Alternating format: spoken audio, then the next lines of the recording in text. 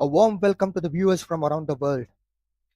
It's day 2 and match number 3 in mini C games, which is happening in Malaysia. Yesterday, we had a mixed bag of cricket live from BAYUEMAS Oval in Malaysia. The first match between Malaysia and Thailand got spoiled sport because of the rain, and the second match was quite an interesting match. It went neck to neck until the end of the day. Bahrain versus Malaysia A was a match.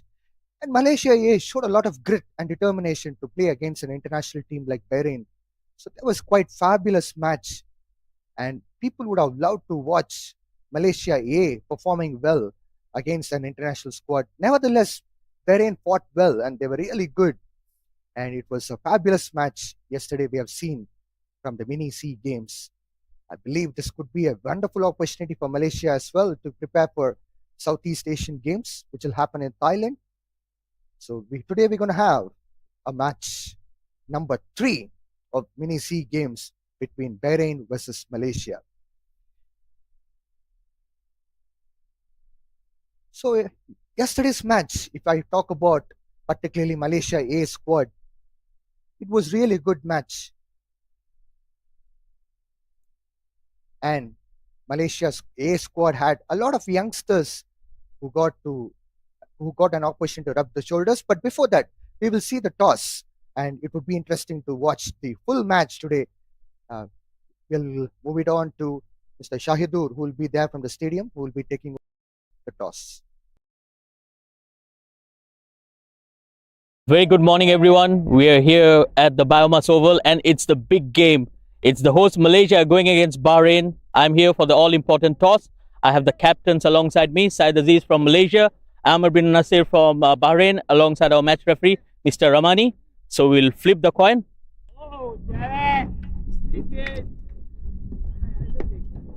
And it's called tails win. Heads was the call, and tails, Malaysia. So what's your decision? I'm gonna bowl first.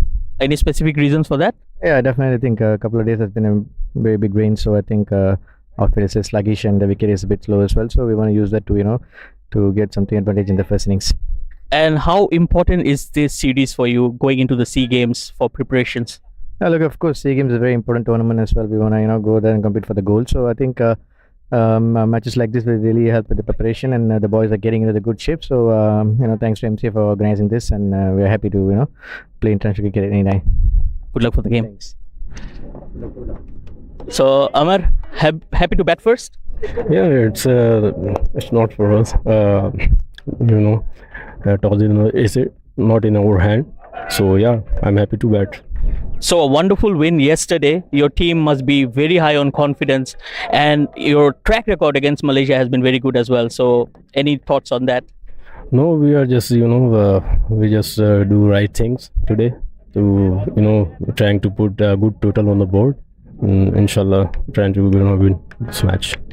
Good luck for the game. Thank you so much. So the news from out here: Malaysia won the toss and they will be bowling first.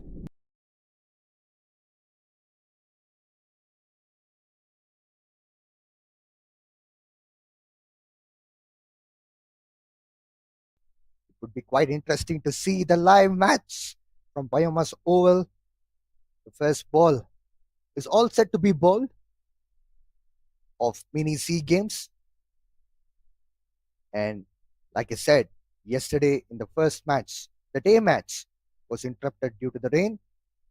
It would be quite interesting to see the whole match happening today live from BAYUEMAS Oval. Bahrain showed amazing grit last night and they performed really well. To be specific, as far as batting was concerned, Asif Ali, Prashant Kurup, Fias Ahmed were really tremendous as far as batting were concerned. Nevertheless, we shouldn't forget about Imran Javed's performance and his contribution for the batting of Bahrain team. Umpires all set to say go for the first ball. That was a brilliant ball from Malaysia. I have co-commentator with me, Shahidur. Welcome to Combox, Shahidur. Yes, thank you, Vijay, and a very good morning to all the viewers who have just tuned in. So Malaysia winning the toss, electing to bowl first. No surprises in that. Slightly gloomy. Good conditions here for bowlers. And Pavandeep Singh taking the new ball. He has done a wonderful job for Malaysia in the past. That's in the air and could be the first wicket. And it is the first wicket. That is the reason why Pavandeep Singh is so dangerous. 92nd wicket for him. And Bahrain in deep trouble straight away. Asif Ali, who played really well yesterday, scored 31 runs, got out for the second ball of the match. Quite disappointing performance from Bahrain as far as this match is concerned, because they would expect some kind of a performance, especially in the batting, the power play, without losing a wicket. They thought they can score some runs, but it was unfortunate dismissal for Fias Ahmed. I beg your pardon, Asif Ali, who got out.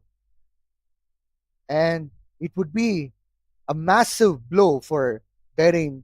And Pavandeep, nevertheless, superstar of Malaysia, start off well for them by picking up the crucial wicket, because Asif Ali could have been a dangerous batter for Bahrain. Probably he could have got amazing score on scorecards, but he got out without scoring any run, without troubling the scorer, got out for a not. I'm sure that Syed Aziz would be very happy indeed. Shahidur, I believe this is an amazing start for Malaysia. Yes, absolutely. Dream start here for Malaysia. And I think it's a very important match for Malaysia as well. As we know, the head to head competition amongst the two, Bahrain have beaten Malaysia in the last 4 occasions. So Malaysia will try to flip the coin here and see the other side of the game as well. Pavandeep Singh starting off well here. And I think it's that high arm release that he has. He's over 6 feet tall. So as a left-hander, when you have a tall, high arm release, it gets very tricky for the batters to pick him. And he loves to take the new ball as well. He has been very consistent throughout the years. Someone who likes to bring the ball back into the right-hander with the angle. So here he comes once again. Beautiful delivery, enticing the batter to drive. I've did numerous commentary in the past, but starting off with a left arm spinner having a slip is an attacking cricket, what I've been watching from Malaysia in this match. Excellent attacking cricket from Malaysia, well driven by Fias, picked up a single towards long off region. Yes, I think the Malaysian captain, he has really brought that fierce captaincy or the attacking mode of play, I would say. He's not afraid to take the risk. And I think it's the right time for Malaysia to play that attacking mode, because they have caught that early wicket, that early breakthrough. And if they can cash on a few more, they can put Bahrain onto the back foot. Pavandeep Singh continuing in here for the 5th delivery. Again, beautifully bowled and good looking shot as well. Beautifully driven for a single. Well, Bahrain should be very cautious indeed, because even in yesterday's match, they fought hard to win against Malaysia A. They were playing a bit of defensive cricket in last match against Malaysia A.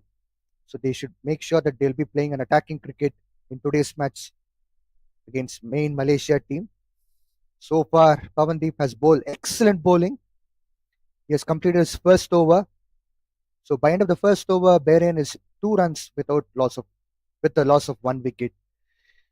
Economy rate of Pavandeep seems to be looking rocking in the first over, especially in the power play, where you can expect batters to go on and in an attacking mode.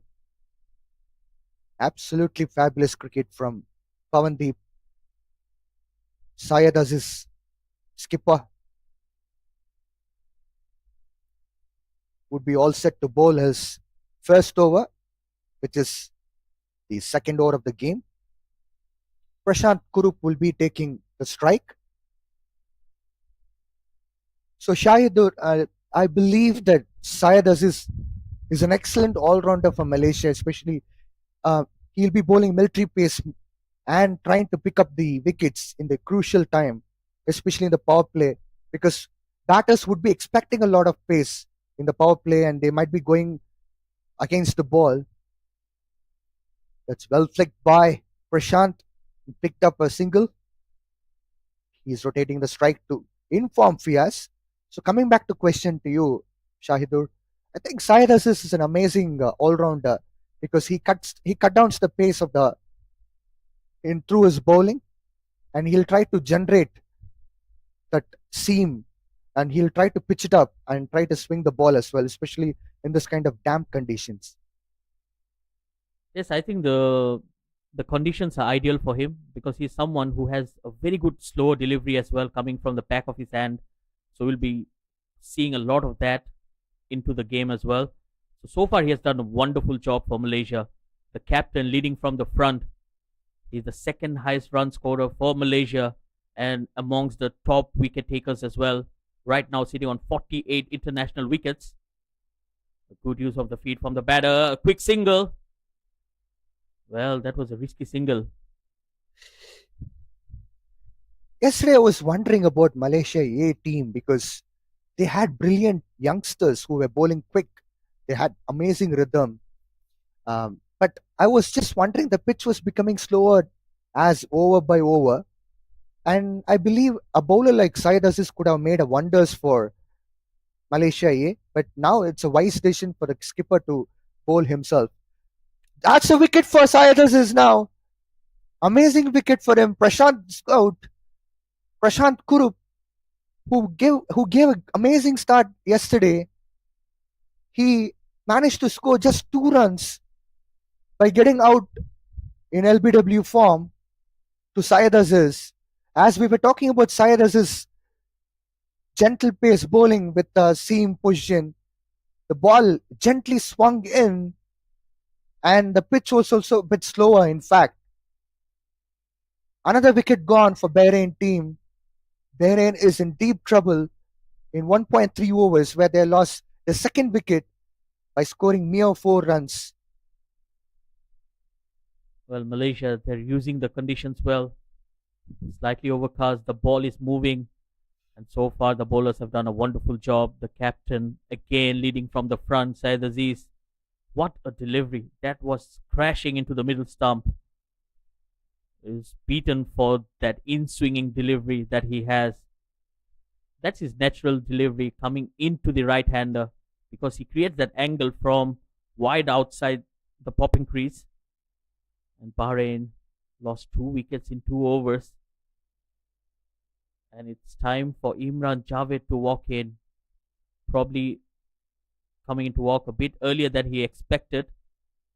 But a lot of credit should go to the Malaysian bowlers. And they will need to continue. The fielding still looks to be very attacking. A lot of fielders around the circle who are trying to stop the single, not giving away anything to the batters to play with. But someone has to take the responsibility to score the runs.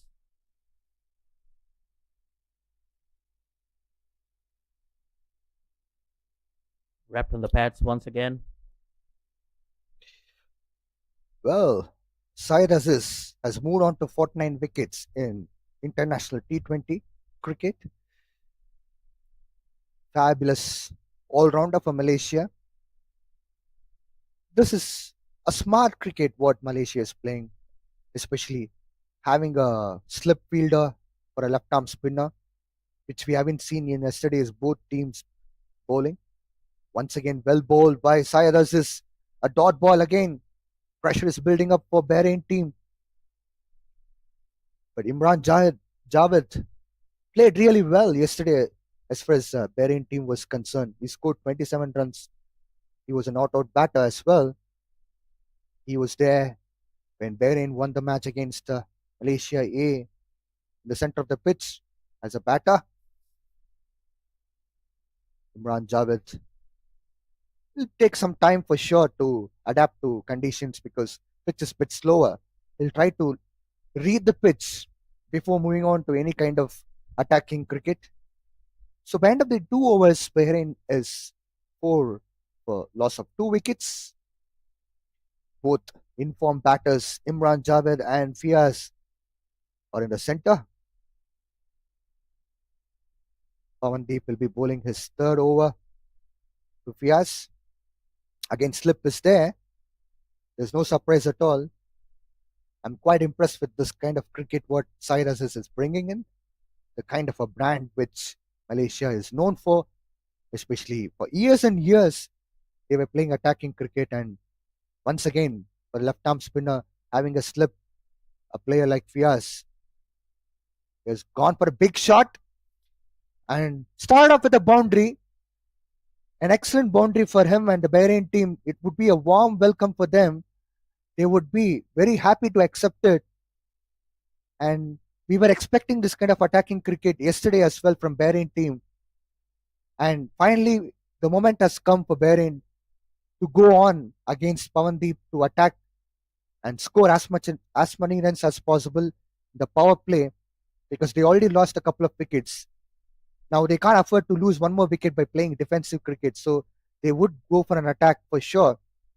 Yet it's a positive sign to see Cyrus is standing in the slip.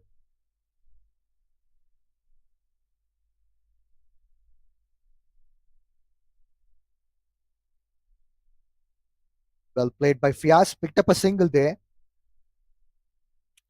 There should be a proper communication and understanding between these two batters to make sure the partnership is getting built, because partnership is very important as far as T20 cricket is concerned. Bahrain finally managed to get better runs from an amazing bowler. Now slip has been removed. Cyrus has gone back. Oh, I was talking about a slip and there was an edge. Outside edge and a single for Bahrain.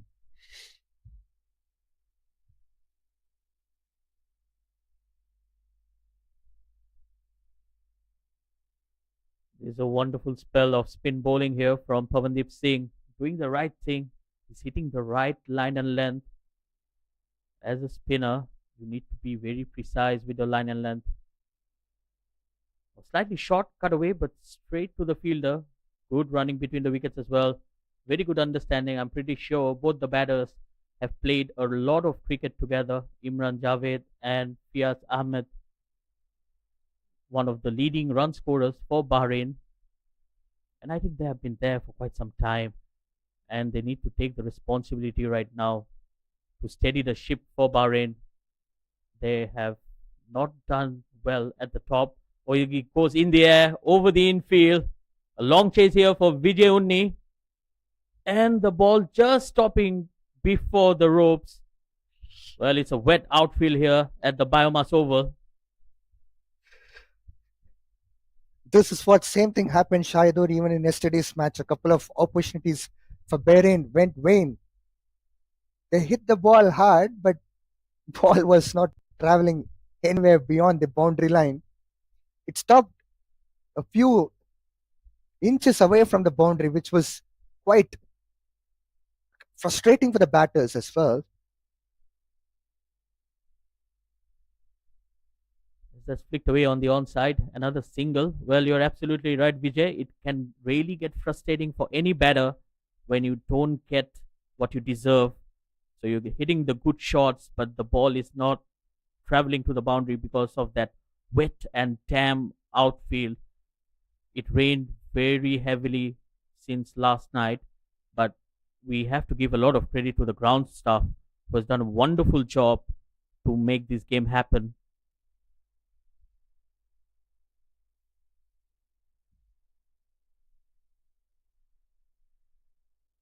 Well, Pavandeep was attacked by Bahrain in a better way as far as Bahrain team perspective is concerned. 10 runs came for Bahrain in the previous over. They would be very happy to see that kind of an attack coming back. Yes, I think it's very important that the batters don't go into their shell. They need to be positive. Yes, they have lost 2 early wickets, but they're still into the game. There's still plenty of overs remaining in the game.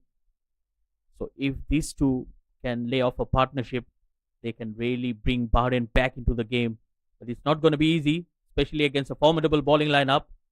Well, that's a wide down the leg side. A wild delivery there from Syed Aziz.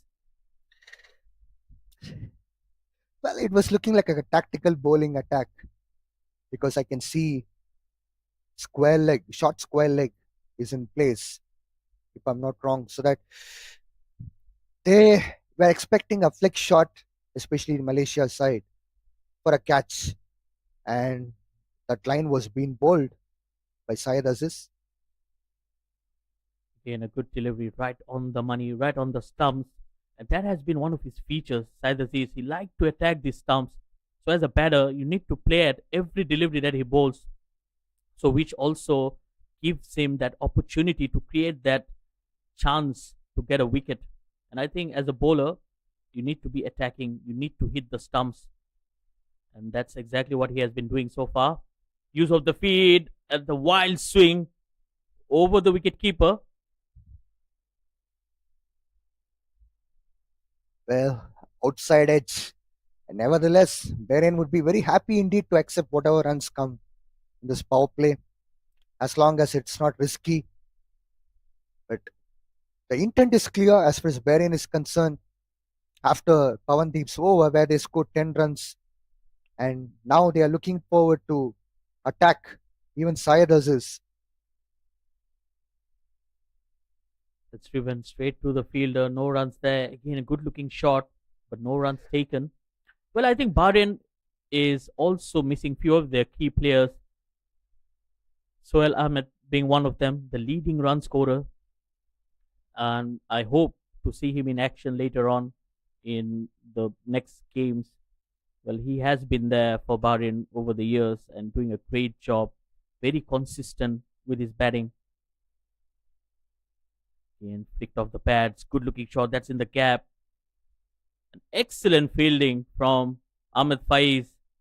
Well, he has been there for Malaysia for ages now. One of the most experienced campaigner, Ahmed Faiz, and still throwing himself on the ground and very energetic. Brings in a lot to the game.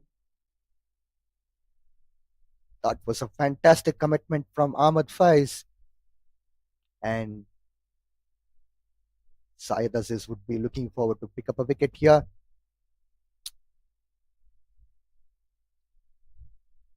That was a quick single taken. Again, taking the risk, but good understanding among the two. A single to end the over. It's 19 for 2.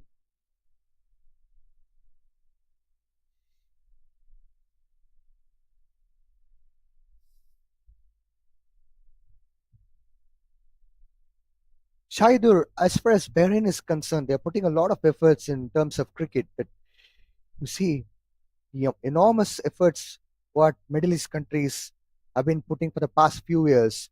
As you know, that UAE has been playing for over ages, and after that, Oman came in. They start to play T20 World Cup and they start to play other tournaments, major tournaments. Alongside that, Kuwait is starting their T20 franchise cricket sooner or later.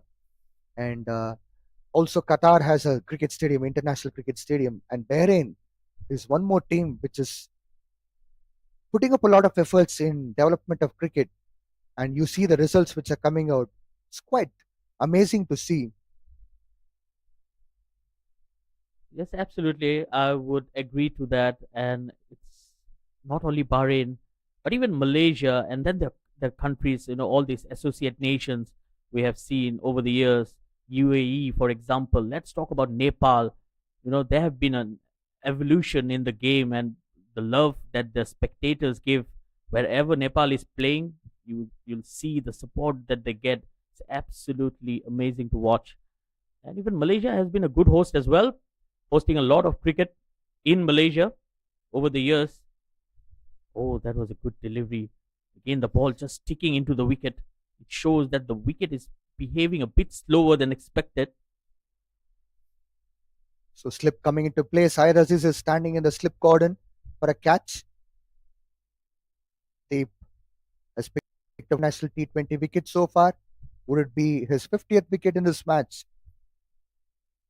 That's in the air and just over Virendep Singh. First 6 of that innings, and it comes from the bat of Imran Javed.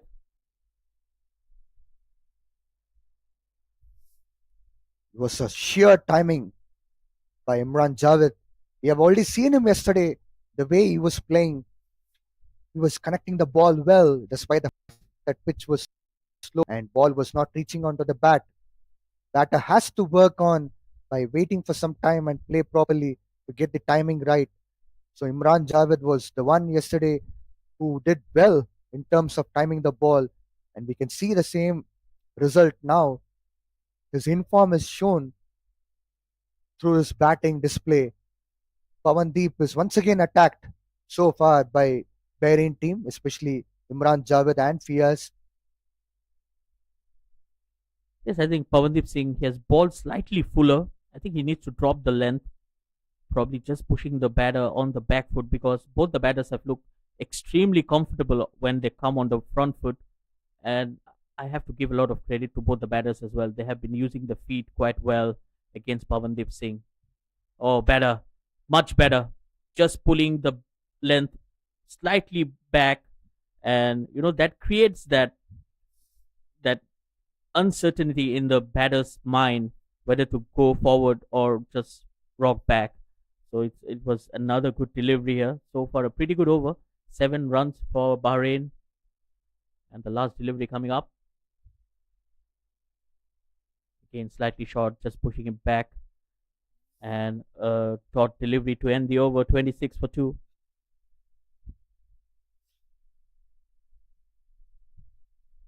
So Shahdur, you spoke about Nepal cricket.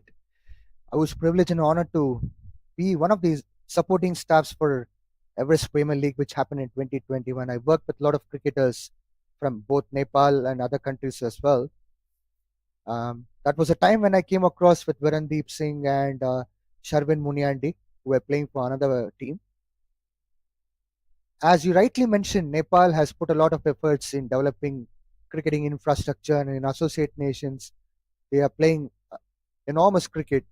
Nevertheless, I've seen Malaysia cricket also putting massive efforts in bringing ACC tournaments, ICC tournaments into the country, where both women and men are getting opportunities in all age categories, from under 16 to under 19 to senior teams, alongside this Malaysia A or any other their second tier teams. So associate nations are pretty amazing in terms of bringing a lot of changes and developments in terms of cricket.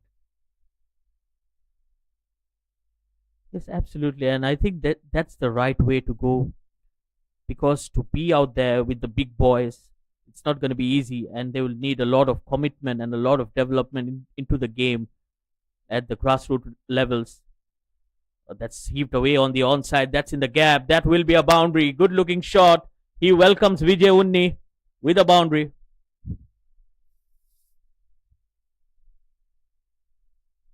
Once again, it was sheer timing of the batter. Swept the ball well, and the result is what he was expecting. We have seen spin attack from Malaysia even in yesterday's match, which got abandoned just for 5 overs, which Malaysia bowled. It was with full spin attack. That's a short delivery. Nothing short. Oh, almost got carried.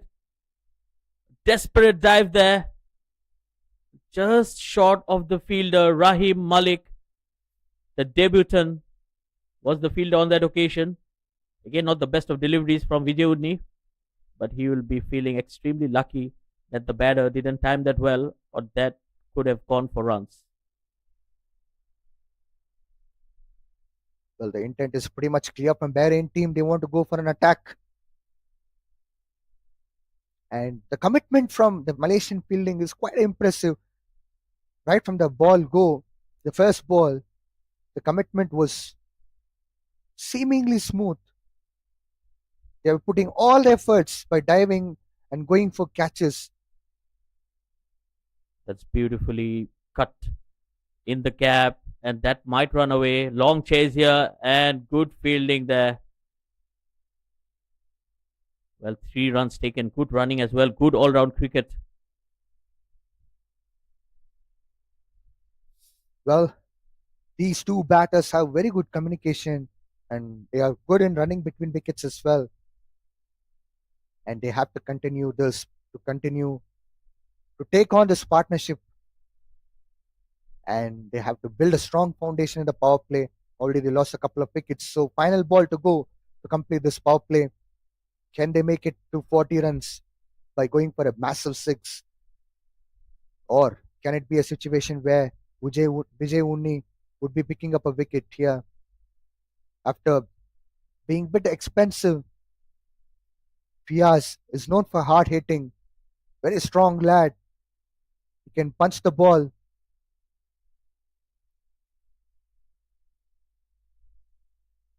That's played with soft hands, sensible batting. Yes, it was the last delivery of the power play, but then you need to assess the situation, and I think he has done really well.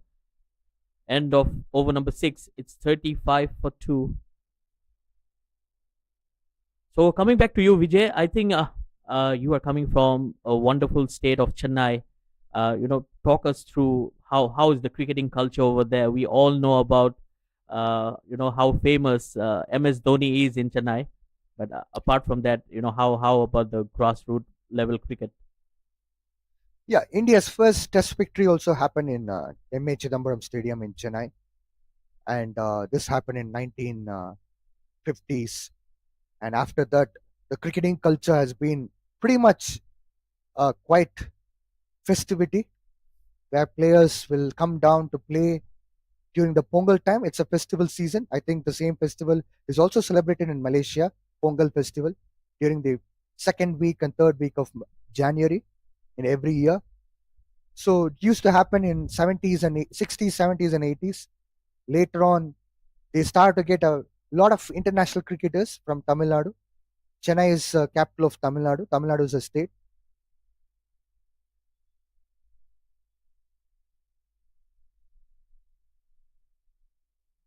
Well, that was a quick single overthrow. Oh dear.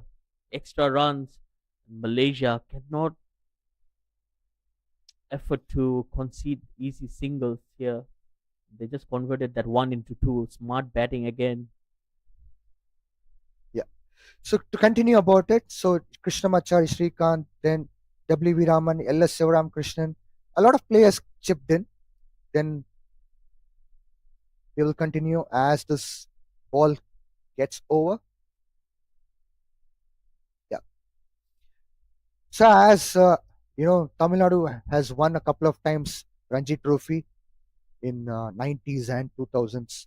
So that was a major set point for Tamil Nadu to become a pioneer in Indian cricket. The professional setup is quite tremendous.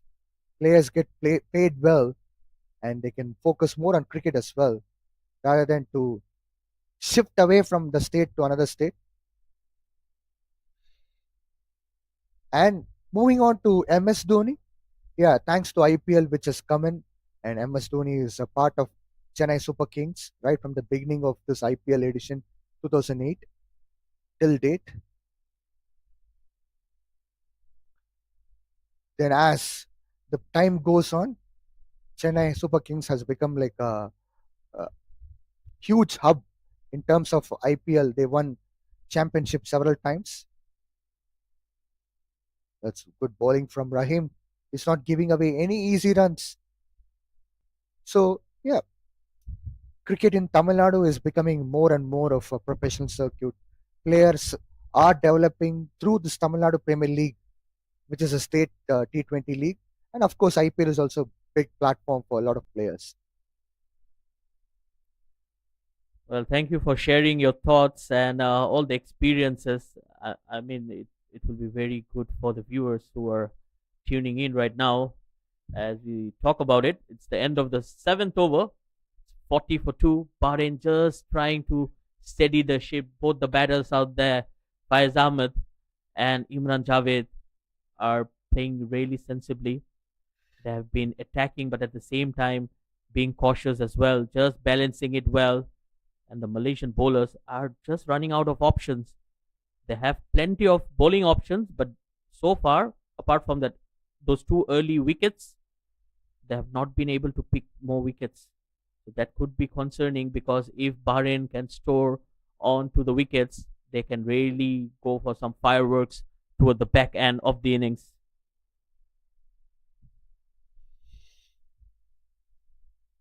As far as Malaysia team is concerned, I would like to add on few points, especially Virendep and Sherwin. Like I said, they came to Everest Premier League in Nepal, and me being one of the performance analysts for the team, I had to sit down and chalk out for Virendep because Virendep was quite amazing in terms of each and every aspect of the game. He was really great fielder. He took a blinder catch, which no one can forget from Nepal cricket. Still, that's a good single from Fias to rotate the strike to Imran Javed. And Virendip is like a big superstar in whole associate countries, if you talk about. And Nepal cannot forget Virendip's performance in every encounter which they have come across. Because I still remember they have traveled to Nepal to play inter-club tournament, like international uh, club conference kind of a tournament where Virendip was a superstar. He picked up 6 wickets as well in a match. He's match winner for sure. Yes, absolutely. I think he has been phenomenal throughout his career. Probably one of those very rare batters to have registered 3,000 international T20 runs under his belt, and he's still very young. Also holds the record for the most number of Player of the Match awards. Even he has more than Virat Kohli, so he's right up there in the cricketing world. So has a very good reputation and a very humble guy as well. I know him personally. Malaysia's number one batter, and right now Malaysia's number one bowler as well. So he's the perfect all-rounder, someone who can really change the game all by himself. So he'll definitely be a player to watch out for. Meanwhile, coming back here live, another single down the ground. Virendip picked up his 99th wicket yesterday in the washed out match against Thailand. I'm sure that he'll be having a great opportunity if he comes back to bowl to pick up his 100th wicket. I'm just wondering when is he going to bowl?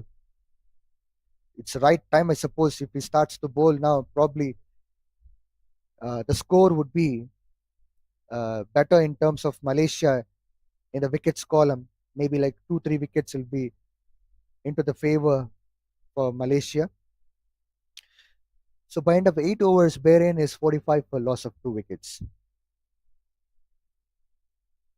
Yes, rightly mentioned. I think it is the right time for a bowler like Virendip Singh to come in, because so far the Malaysian spinners, these are very quick and flat spinners. Like Virendip Singh, he brings that slowness into the game as well. Someone who loves to go through his overs very quickly, but then he doesn't bowl that quick. So it doesn't allow the batters to play with much pace. Another single, and the scoreboard is ticking. Well, there is an inside edge.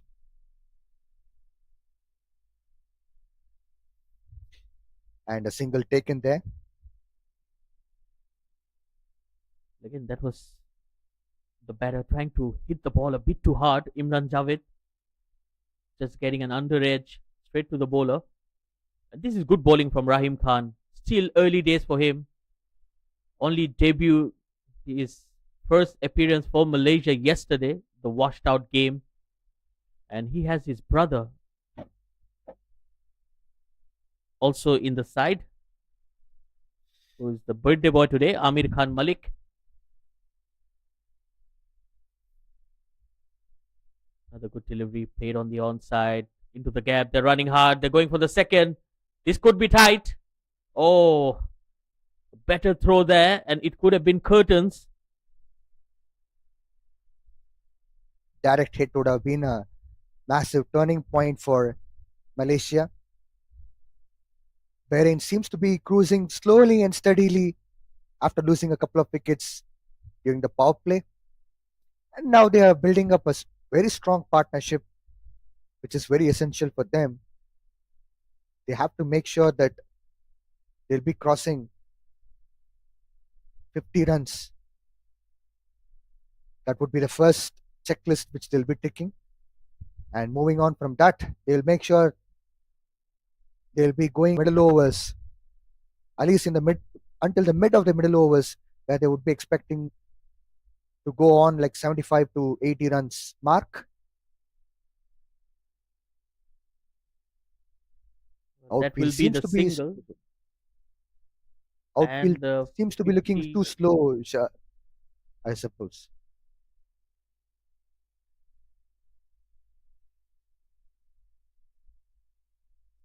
So by end of 9 overs, Bahrain is 50 for loss of 2 wickets.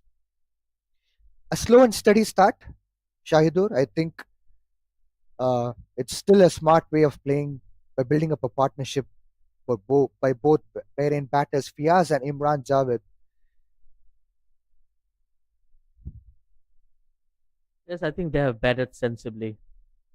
They have assessed the situation, and as expected, it's Virendep Singh who walks into ball from the Negara end, and I think it's the right time. Like I was mentioning earlier, he will take the pace away from the game. At the same time, every dot delivery that he will bowl will create more pressure on the batters, and with his height and his high arm release, it's not easy for the batters. And he has that stock delivery that comes in with the oh, what a delivery! Absolute ripper. Look at that. The wicket keeper had a tough time taking that, but it was a good take behind the stumps as well. Well, this could be the 100th wicket, perhaps if he would have got it. Anyway, Virendep is back, which is a good sign for Malaysia, where they might be picking up a wicket to break this partnership. As far as today's match is concerned, siblings who are playing for Malaysia are Pavandeep Singh and Virendep Singh. And as far as Bahrain team is concerned, Amir Khan, Rahim Khan, and Aslam Khan, 3 siblings are playing together for Bahrain team. It's been ages since we have seen both teams having siblings and playing against each other. It's quite phenomenal cricket which is going around here right now in Malaysia, BAYUEMAS Oval. A big appeal there. Just probably going down the leg. Again, good delivery. Yes, rightly said there, Vijay. I think it's a battle between the siblings. So we have few of them, and it's wonderful to watch. I think it's good for the family as well to represent your country. And he's bowled him. That's the 100th wicket for Virendip Singh. He's cleaned him up. What a way to bring his 100th wicket. He would never ever forget this moment in his life. It's a landmark for him. What a bowling from Virendip to pick up this wicket. A bit slower and angling into the batter, Imran Javed. Imran Javed had no clue at all. He was bowled for 19 runs. Bahrain lost their third wicket for 51 runs in 9.4 overs. Virendip did a trick. As I was mentioning, Shaidur, Virendip would be a key player for Malaysia. So perhaps he comes in, he'll pick up a wicket. That's what I was trying to say. Now you can see that action.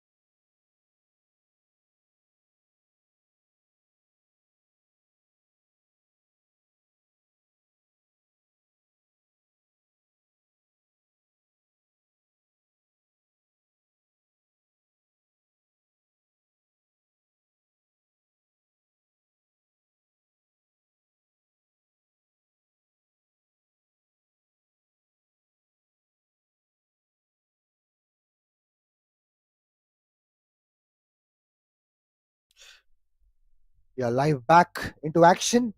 Virendep got his 100th wicket, an amazing milestone which he would cherish forever in his lifetime. 100 T20 international wicket is always a gracious moment for any cricketer. Next batter, Amer is in. Virendep did a change for Malaysia team to pick up a wicket, crucial wicket in fact, and also broke the partnership which was building up smoothly without any kind of pain for Bahrain team. So now it's tough challenge for new batter who will be coming in, Amir, to face Virendip because the pitch is a bit slower. That's a wonderful bowling from Virendip. A dot ball again. The pressure is on to the new batter who is right now in, Amir. And yes, I think he's mixing it up really well. Oh, beautifully bowled. Again, absolutely beautiful. What a delivery. Coming in with the angle and just turning away from the right-hander. A classic left-hander's delivery. What a way to end the over. 51 for 3. Excellent over from Virendip Singh. Just one run and that important wicket as well.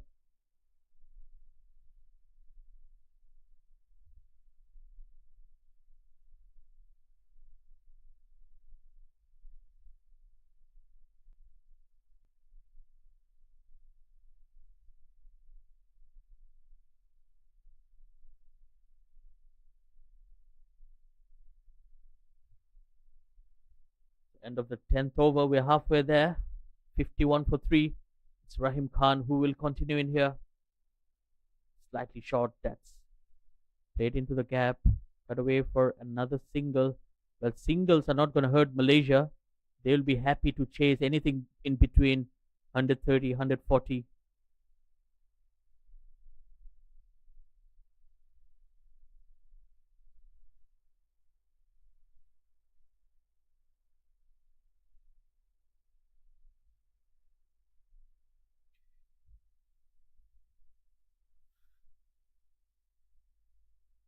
Reverse scoop. Reverse sweep shot from Amir. And unfortunately, he couldn't be able to pick up a boundary. But the intent is again clear as far as Bahrain batters are concerned. No matter whether new man in or the old batter is batting for such a long time, Fias Ahmed are looking forward to attack because they have only one option. It's an outside edge for Fias towards third man region and a single picked up. Bahrain is struggling to score boundaries at this point of time where they are trying to rely more on singles and doubles. It might be a little bit challenging for them to go on to death overs because they can't rely completely on death overs. They have to utilize this middle overs as well.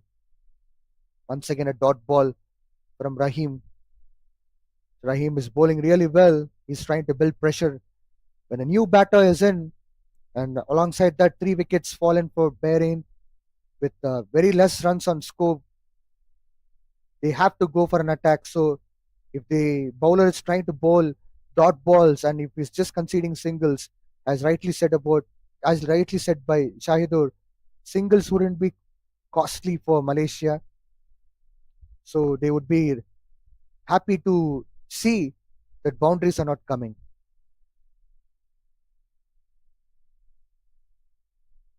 That's a good cut shot from Fias, but single taken. So by end of 11 overs, Bahrain is 56 for 3. Well, the match is evenly poised right now. I think the next few overs will be very crucial for both the sides. If Malaysia can just continue doing the same and put some more pressure on the batters, Bahrain might just crumple under pressure. But at the same time, if Bahrain can stay positive and score some quick runs, they can try getting back into the game as well. So anything can happen, but it's not going to be easy, especially against that formidable spin lineup of Malaysia, led by none other than Virendip Singh, who has just picked up his 100th international T20 wicket. Once again, a good ball from Virendep. He's trying to build a pressure with slower deliveries. He's known for bowling a bit slower with the spin, which would be very difficult for batters to play on. An attempt of playing a late cut shot, couldn't able to get executed well. Slip is again back. Cyrus is standing in the slip cordon. It would be interesting to see whether it will be a catch in the slip cordon because Virendep's bowling is known for that. Once again, a good delivery from Virendep. There was a slight turn over there. I'm sure that he's trying to build pressure to pick up a wicket. Most probably, it looks like batters are trying to attack him. A good flick shot from Fias to make sure that he's not under the pressure. There's a bit of miscommunication between the fielders. Somehow they managed to get on track. There's no any extra run taken or overthrow gone. But Virendep is building a massive pressure onto the batters.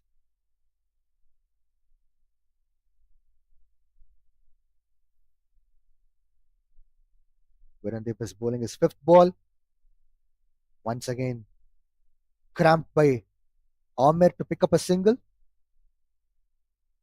from mid-wicket region. Yes, I think so far the batters have not played him to the merit. Virendip Singh is really reading the batters well. That's not easy at all to pick up a single there because Malaysian fielding is really good. They are sharp on the field. So risk cannot be taken at this moment. So by end of 12 overs, Bahrain is 58 for 3. Another quick over there from Virendip Singh. Well, he's someone who likes to bowl his overs under 3 minutes. So that's very quick timing.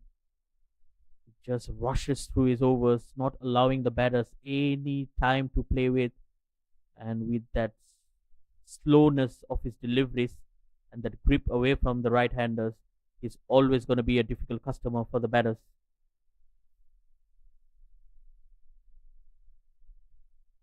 That's a good cut shot towards point region. And Amir picked up a single. As you rightly mentioned, Shaidur, Virendip is bowling quickly and completing his over within a minute or so, which is a good sign for Malaysia as well because they can't drag it for so long and make sure that batters can able to adjust. That's a good pull shot from Fias Ahmed. And it has gone to the massive. And it's a six. Second six of the game from Fias Ahmed. Bahrain would be very happy indeed to get this six after a very long time since they were struggling. They were trying to get dot balls and singles, but boundaries were something which they were lagging behind. Now it's time for them to switch the gears and go on for the bigger shots. Well, that was a big hit. That's one of the longest parts of the ground, and that could have been a six at any stadium. Well managed to cut by Fias again. A smart cricket again, as we say, that scoring a six and going for a single will not put batter into the pressure. Amir will be on strike facing Rahim. Slower delivery from Rahim. And there was an edge. Batter couldn't able to manage to get the full pace of the bat.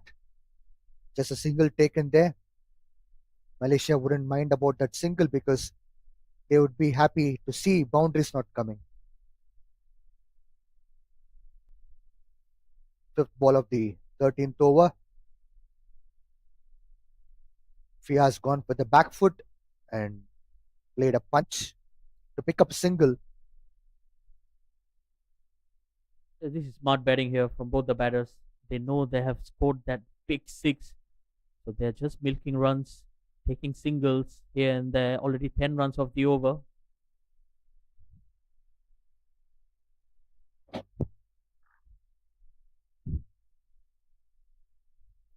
So by end of the 13 overs, Bahrain is 6-9 for loss of 3 wickets.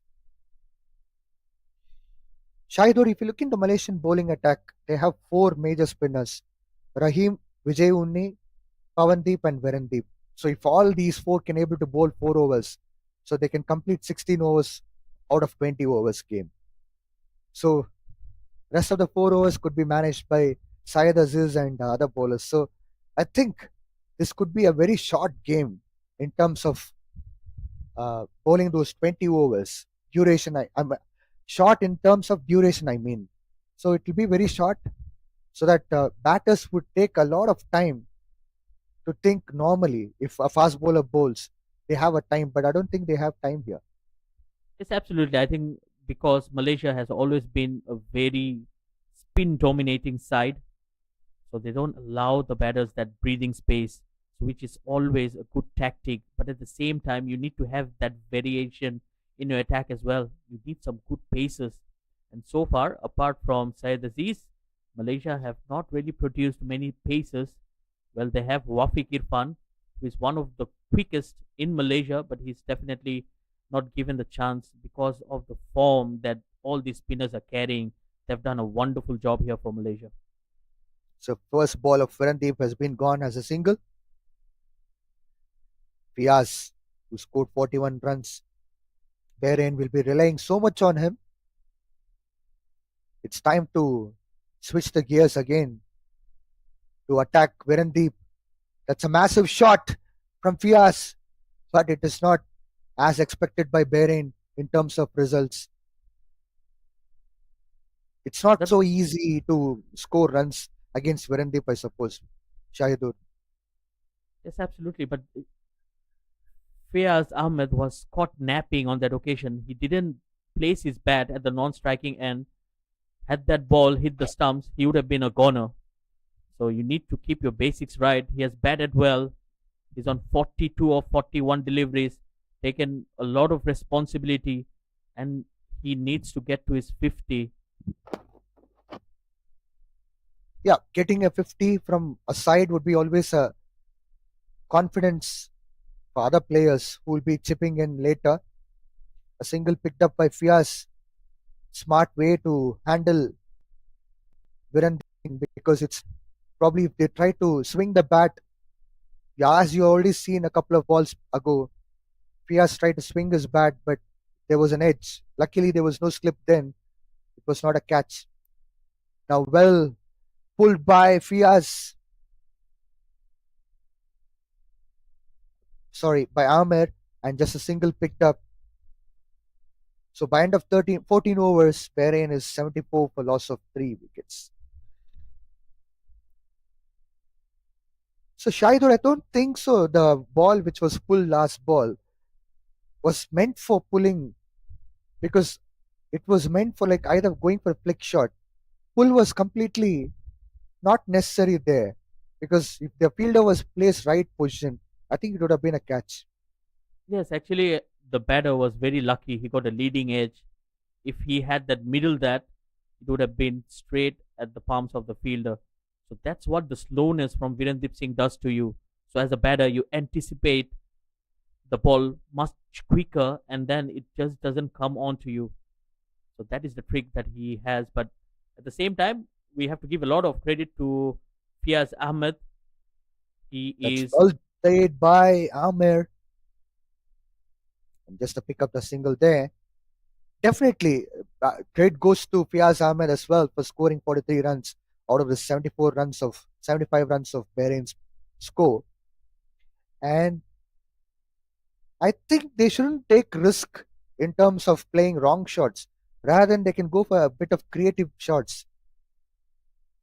Well pulled by Fias, and a single picked up. Boundaries are again a big drought for Bahrain team, where they're struggling to pick up boundaries.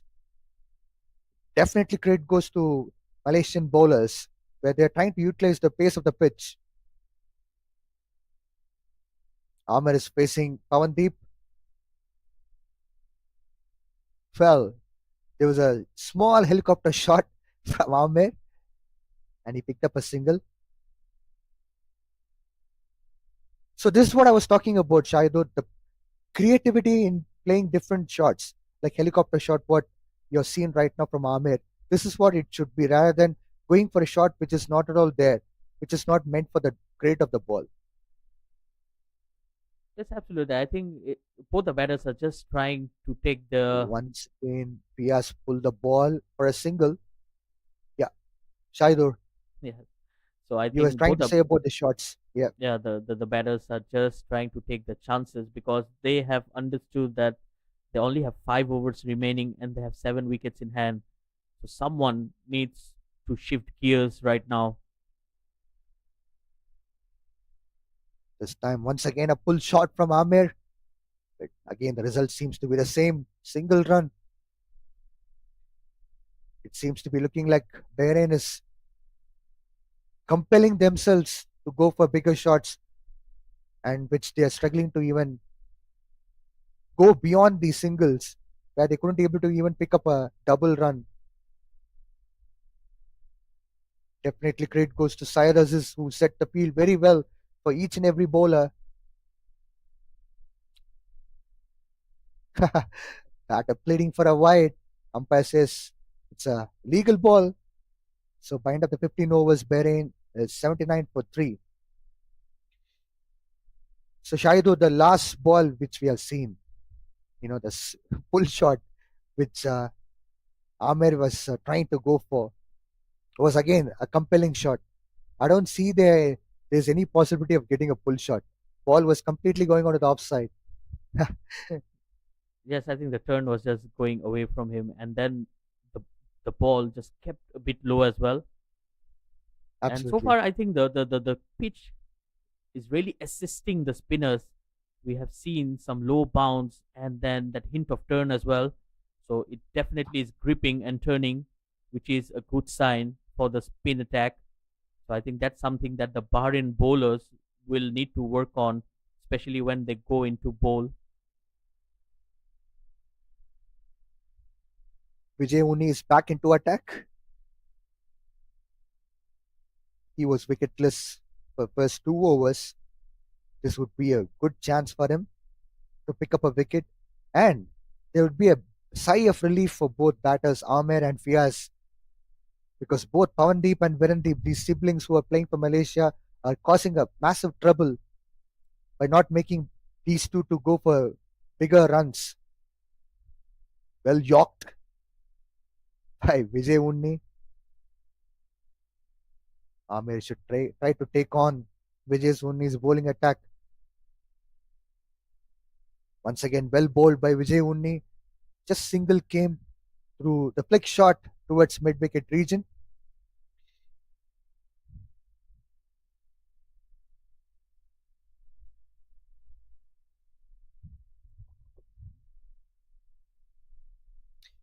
Vijay Unni is all set to bowl his third ball. That's well swept, but outside edge. Ball is traveling to the boundary, but not a boundary for sure because outfield was very slow. In fact, good fielding from Malaysian fielders. Excellent commitment ever since the beginning of this match we have been seeing. Shaidur, Malaysian fielding was absolutely fabulous throughout this tournament. Yes, I think Malaysia is a very good fielding unit as a whole. A lot of youngsters into the side, so it puts a lot of positive energy as well.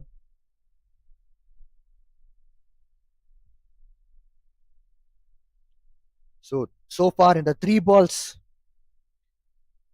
it was just 3 runs which came, and the fourth ball was also in favor of Malaysia because they were not conceding any kind of boundaries. They're trying to build the pressure.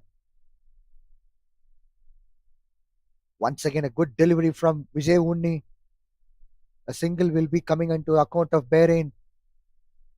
Malaysia is playing really, really smart cricket here.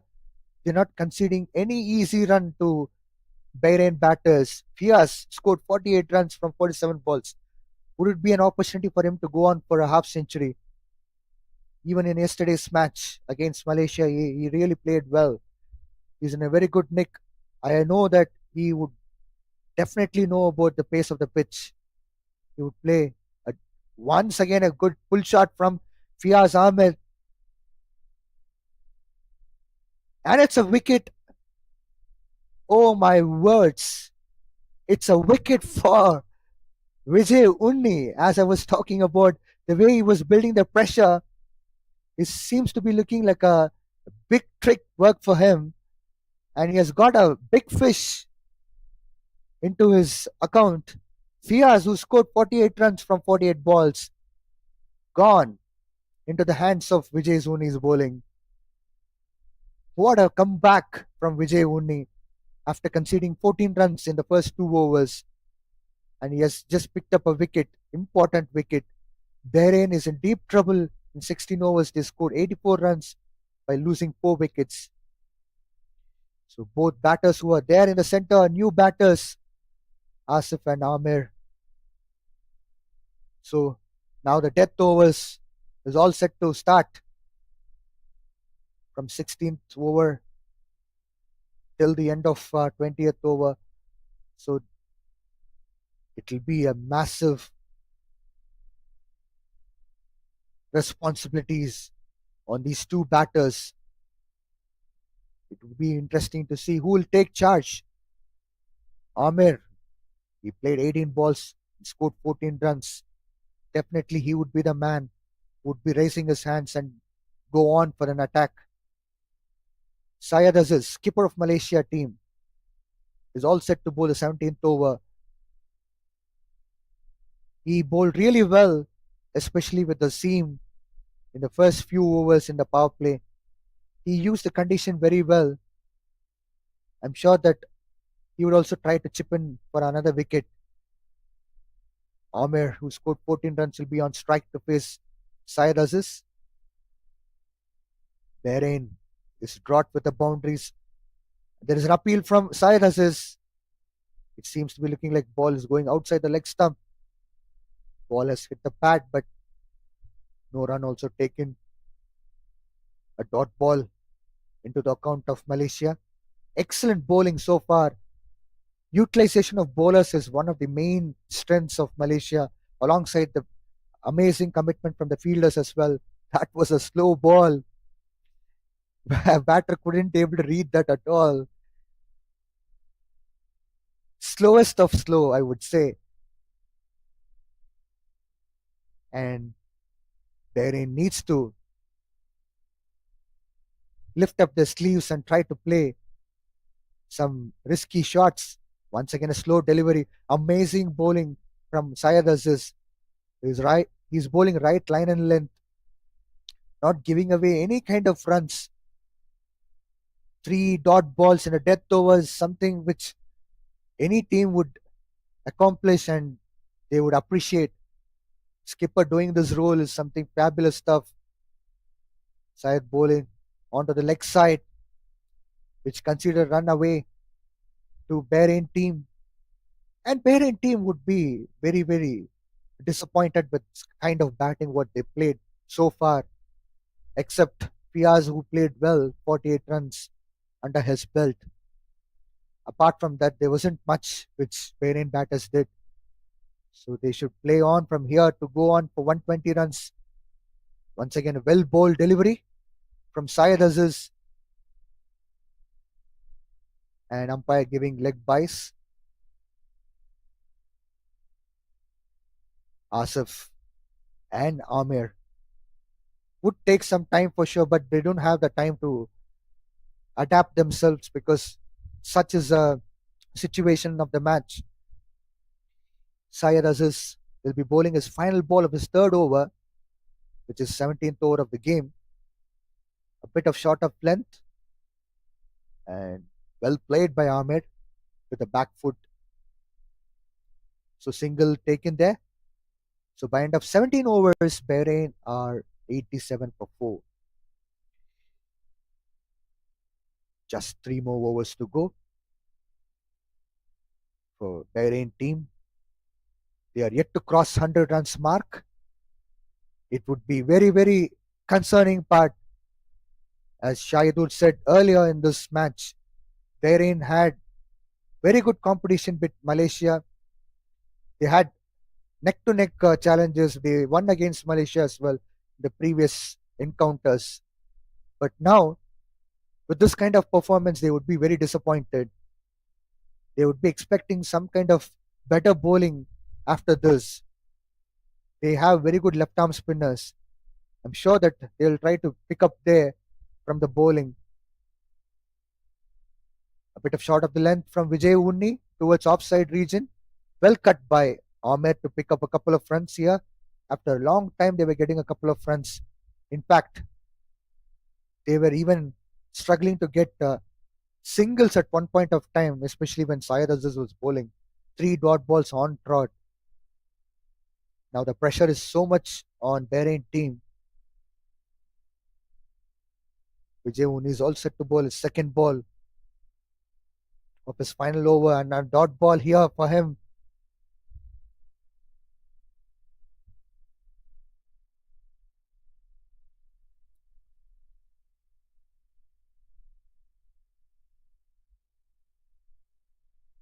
Vijay Unni is all set to bowl his third ball.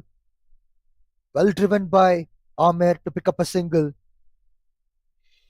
So Shahidur, I think this is too slow start for Bahrain team, and they haven't crossed yet 100 runs mark. Yes, absolutely. I think that was the concerning part when they lost those early wickets. Well, I've mentioned earlier as well, the batters should not be going into the shell, and they have just been more cautious, preserving wickets. That's a good shot. That's in the gap. That will lose up the shackles.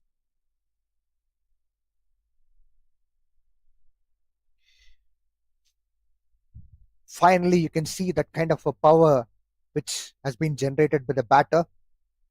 I'm sure that Bahrain would be cashing in this opportunity. Asif, he was really good yesterday in terms of bowling, especially his first over. And now it's time for him to show his ability with batting as well. Because if 120 to 125 also would be a good score for them. A bit of helicopter shot, but couldn't get executed well by Asif. There was an outside edge, but just a single. The death over, Vijay Unni has bowled 5 balls, especially as the final last over.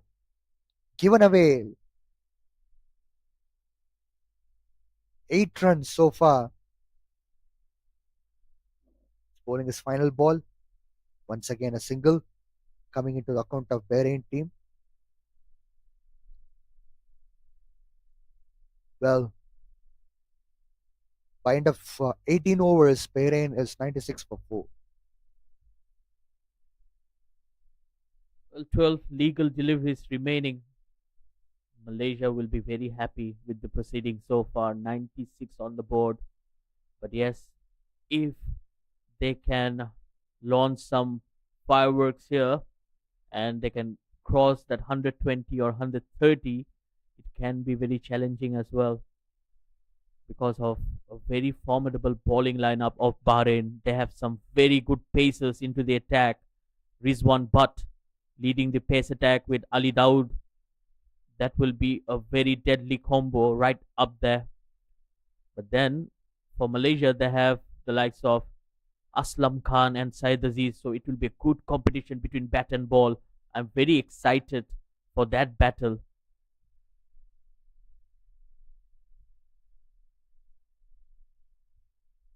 Virendep will be bowling his final over. Look at his economy. He just conceded 8 runs, picked up a wicket as well, which was his 100th wicket in T20 internationals. There's a misjudgment of the line and length. And there's an appeal for run out as well from Virendip. Batter lost completely there. He couldn't be able to play the pull shot. It got hit on his thigh pad. And in fact, they were trying to go for a single, which was again a risky one. This was very close. The last thing Bahrain will need right now will be a run out. 96 for 4. That's a good pull shot from Amir. but just a single taken there. Singles are only thing which they are getting at the moment. They have to go for a boundary to make sure that they are in a safer zone. They are yet 3 runs short for a 100-run mark, and already 18.2 overs up. Asif is on strike. He's gone for a big shot here and straight into the hand of fielder. Asif has gone for 5 runs. Virendep has picked up his second wicket of the match. What a tremendous bowling from Virendep. You have seen him not conceding the runs. And alongside that, he is picking up the wickets. It's his 101st wicket. Excellent fielding from Malaysia as well. Straight into the hand, safer hands. And another wicket falling down for Bahrain. 97 for 5.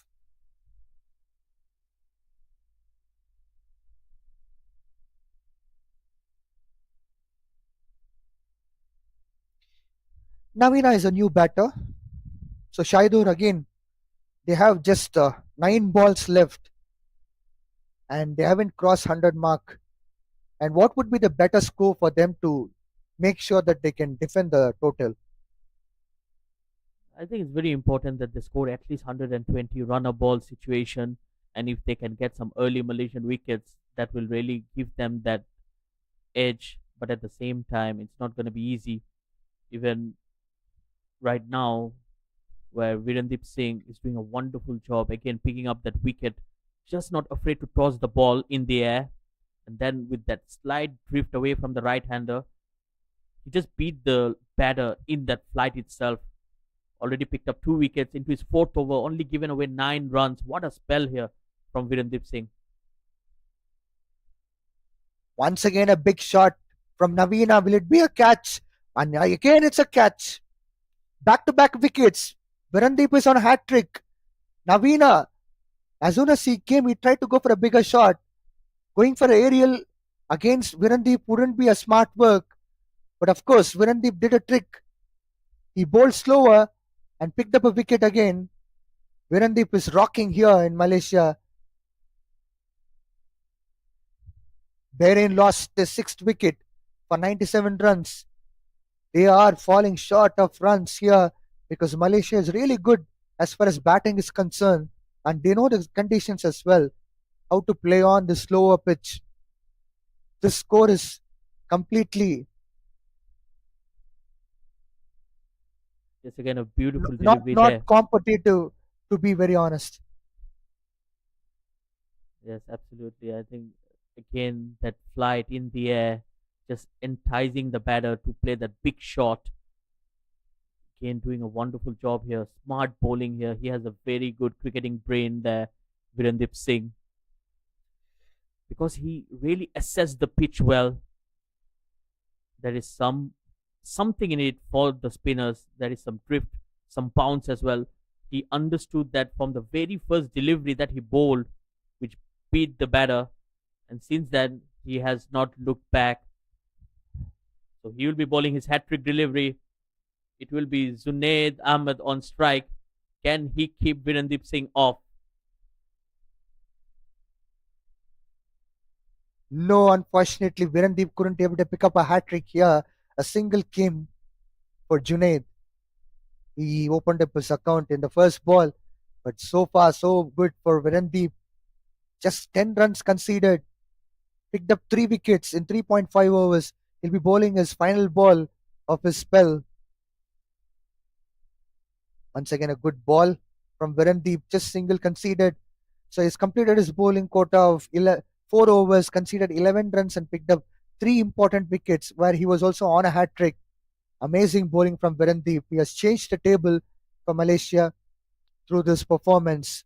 Bahrain are 99 for 6 in 19 overs. Well, what an over there from Virendip Singh. The penultimate over, the 19th over of the game. He took 2 wickets and just conceded 3 runs. It shows his control over his bowling. Bahrain 99 for 6. 6 legal deliveries.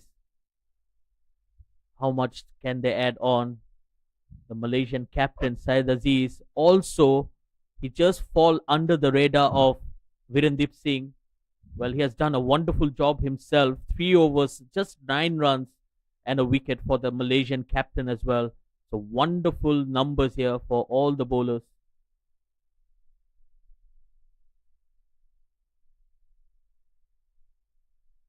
Syed Aziz, he did well as a captain, set well fielding, and also bowled really well. Slower delivery from Syed Aziz. Ahmed has gone for a bigger shot, and it has gone for a 6. What a big shot from Ahmed to make sure that Bahrain has reached 100 plus runs mark in a grand way. Although it was slow, but not slowest. They can make sure that they can go for at least like 110, 115, and they have to come back stronger in terms of bowling to make sure that they are on this game. Once again, a bigger shot, but straight into the hand of the fielder. Ahmed is gone. Syed Aziz has picked up another wicket here. That's a wonderful bowling from Syed Aziz. He understood the pace of the pitch, and he has bowled really well. And Syed Aziz has picked up his second wicket of the match. Well, that And was it is 50th wicket. And it is his 50th international T20 wicket. And I'm sure that this would be a long-lasting memory for him of this milestone 50 T20i wickets.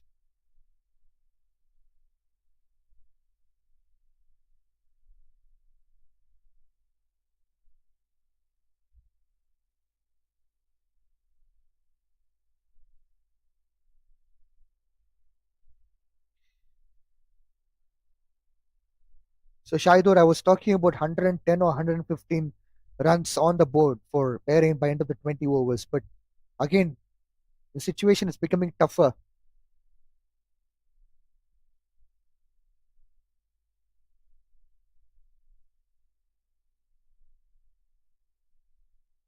Once again, a wicket for Syed Aziz. Mohammad Rizwan couldn't able to read the ball at all. Just came in and he just tried to swing the bat. Slower delivery from Syed Aziz. He's got his third wicket in the match.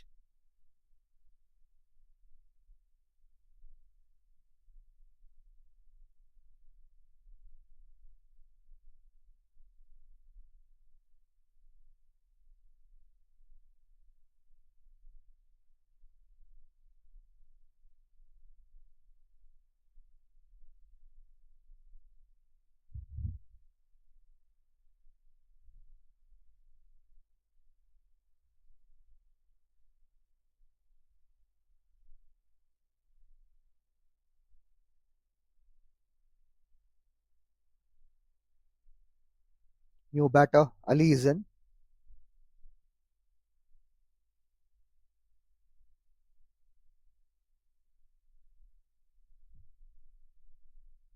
It's a good ball from Syed Aziz. A single taken there.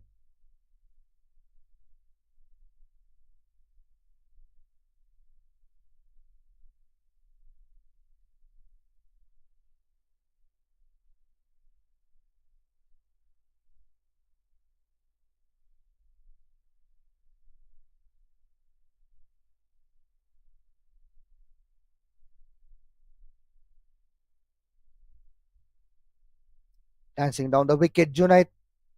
And he's gone for a big shot, but straight into the hand of the fielder. Syed Aziz picked up his fourth wicket. What a wonderful bowling from Syed Aziz.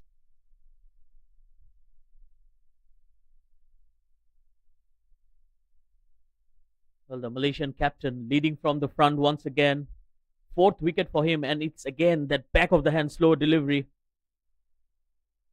Beat the batter in that flight. It's not going to be easy because he has a very unique release. Almost looks like a normal delivery, but he just changes towards the end. And the Malaysian captain having a wonderful day in the office into his last over. 15 runs, 4 wickets, just complementing that wonderful spell of Virendep Singh. Well, it was Virendep Singh who really dried up the runs, put some pressure on the batters, and now the Malaysian captain just capitalizing on the stage that has been set for him. Can he get one more wicket and get a fifer in the last delivery? It's going to be the experienced Abdul Majid on strike, facing the last delivery, 106 on the board.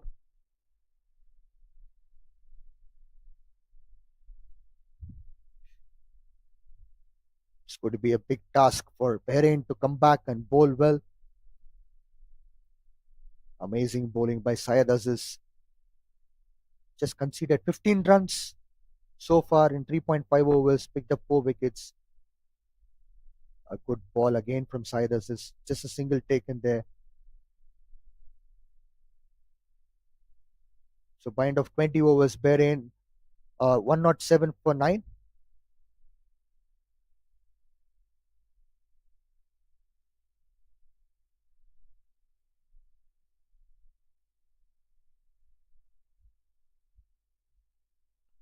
Shaido, it seems to be looking like it will be a big challenge for Bahrain team to come back with the bowling. Well, 108 is not an immense total or a big total to chase down, especially for a team like Malaysia. They bat really, really deep until number 10. They have proper batters. So 108 should be an easy task, but then cricket is a funny game.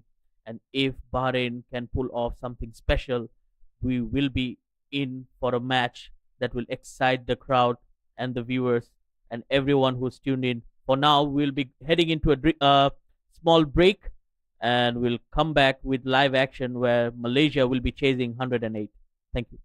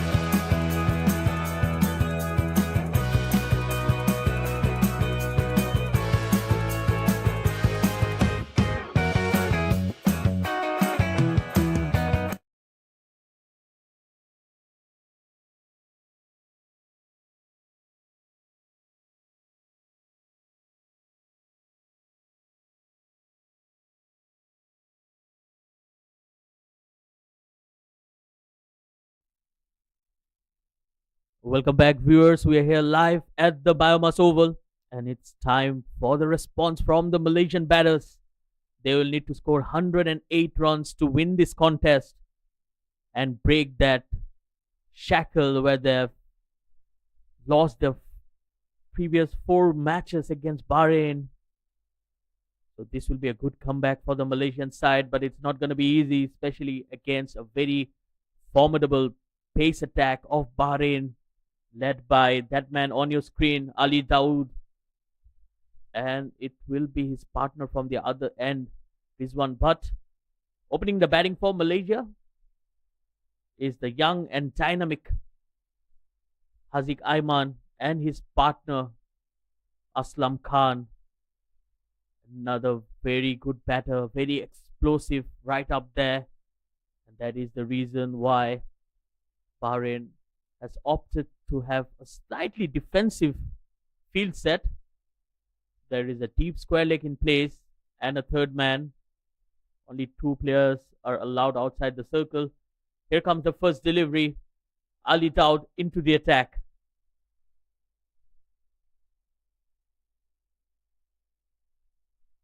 Well, he missed his run up.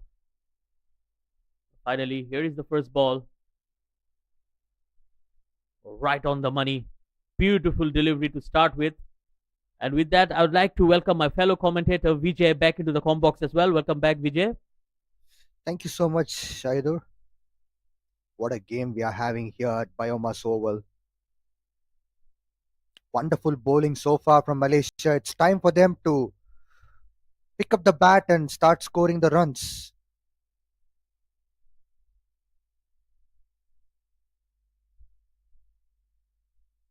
Oh, that's in the air. This could be the first wicket. Yes, it is. Early breakthrough here for Ali Daud, and Bahrain draws first blood here. Well, it seems to be a very unfortunate situation for Malaysia. They lost the first wicket in the first over. The target was just 108, but losing the first wicket in the first over would be a massive setback for Malaysia, and they should start thinking right now what are they supposed to do it right now, especially with the batting what they have, formidable batting. But the attack is on as far as Bahrain is concerned. They got the first wicket, but Malaysia would be a little bit concerned that they lost the first wicket in the first over.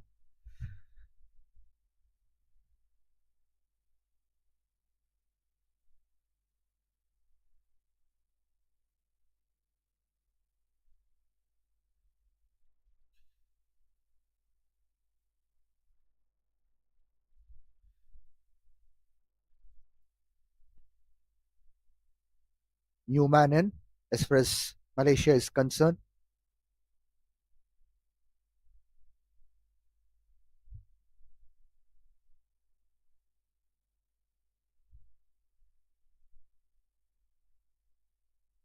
Ali has got his first wicket in the first over, which is very good thing for Bahrain. Ahmad Faiz is a new batter, and there's an appeal from the bowler. An umpire says not out. Ahmad Faiz, the first ball, was trying to negotiate the in-swinging ball from Ali.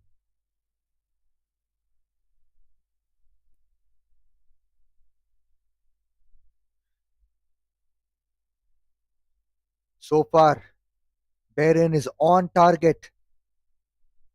Out of 3 balls, they got 2 dot balls and a wicket.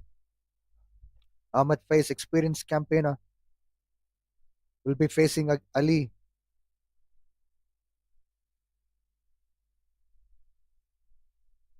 That's once again a brilliant delivery from Ali. Ahmad Faiz is on mark with his first run. And likewise, Malaysia is also on mark with the first run on the scorecard.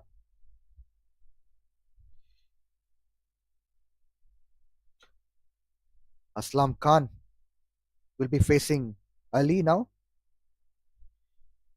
107 runs required from 19.2 overs. Required run rate is 5.53. Ali really bowled well yesterday alongside. That's once again a good delivery from Ali. Brilliant attack from Bahrain.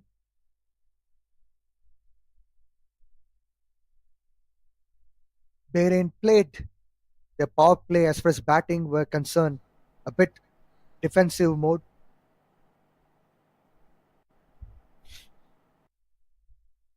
Now Malaysia has a big responsibility. Whether will they go on with the attack right from the right word go? There's an edge. There's a carry to the keeper as well. Well, the ball seems to be looking like it took a swing miles away from the batter. By end of the first over, Malaysia is 1 for 1.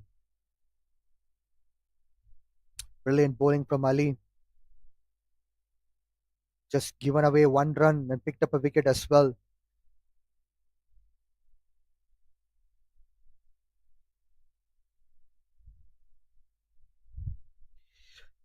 Aslam Khan will be facing the bowler. He'll be on strike.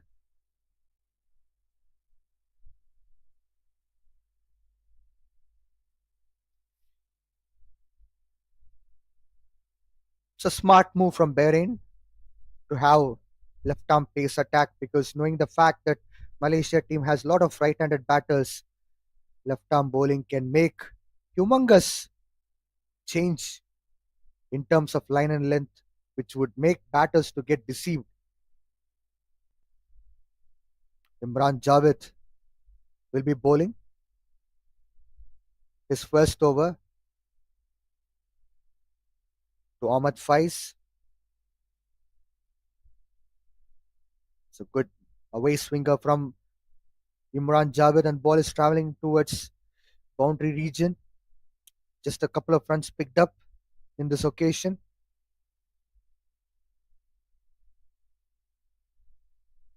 Well, a decent start here from the Bahrain bowlers. They're pushing the Malaysian batters onto the back foot.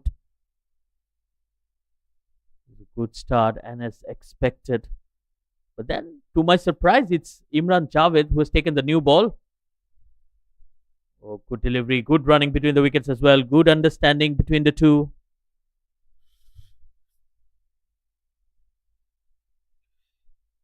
I would say it's a smart move by Bahrain, because you see a lot of batters, especially right-handed batters for Malaysia, and left-arm pace bowler would be a big change in terms of line and length. It can create an opportunity to pick up a wicket, but I'm surprised to see there's no slip for a left-arm pace bowler who's swinging the ball away.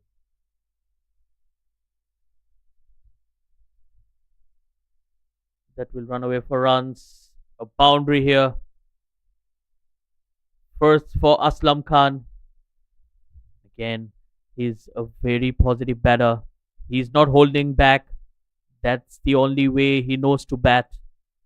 If it's in his arc, he will be going for his runs.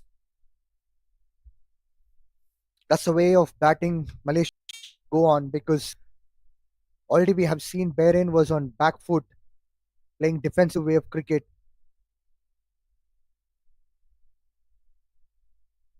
And this can also be a slower if they try to go for the defensive form of cricket, especially in T20 format. Power play is there when field is way inside the circle. Batters can utilize this opportunity to score freely across the ground. So it's a wonderful opportunity for these two batters to utilize this power play. The slightly short cutaway in the gap, but there is a sweeper out there. This is good captaincy from Amar bin Nasir. Well, coming back to the Bahrain innings, Vijay, what would you made out of that innings played by the captain, Amar bin Nasir? He was soaking in a lot of dot deliveries in the middle. Could that be one of the reasons why they're short of runs? I can't pinpoint one person here, because One player cannot able to change the entire innings, but whole of the team was playing defensive cricket right from the word go. Well, Ahmed Faiz takes the attack, slightly aerial, but he'll just get a single again. Good captaincy. They know exactly where the strength of the Malaysian batters lies. That will end the over 10 for 1. And also, we should give credits to Malaysian bowlers. They had a very smart move. They utilized four spinners and they have given 16 overs to spinners, which is apparently a very good move from Syed Aziz. And Syed Aziz himself bowled military medium pace and picked up 4 wickets. So I can't blame one cricketer, Amer, for this whole of the uh, low score total. I would say right from the word go, they could have gone for an attacking cricket. I don't think that they would have stepped back later. Oh, use of the feet. Ahmed Faiz just trying to be cute on that occasion. Well, he's a character, Ahmed Faiz. Likes to take on the bowlers.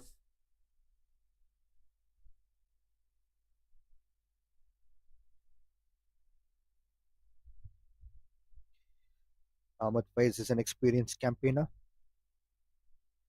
I'm sure that he knows the pace of the pitch and he'll be going on with an attack.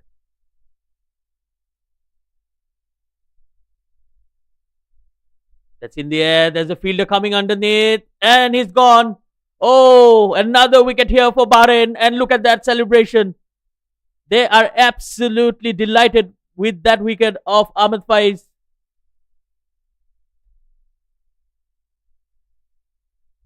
It's too early shot for Ahmad Faiz. He could have waited for some time and he could have played right short of selection. But unfortunately, the second wicket falling in this juncture of the game, which would make Malaysia to again go on in defensive mode. Malaysia should try to utilize the pace of the pitch. Simultaneously, they should also try to go for the better shot selection. New batter Virendep is coming into the center. There's so much of responsibility on his shoulders.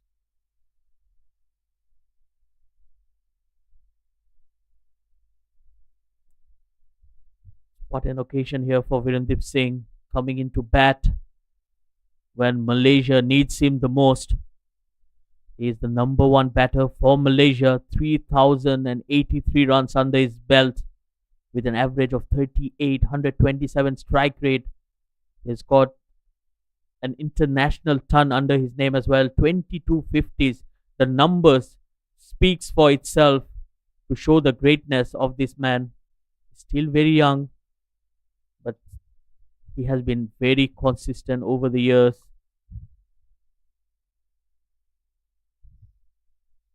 He's currently Mr. Dependable for Malaysia. Malaysia would be relying on him.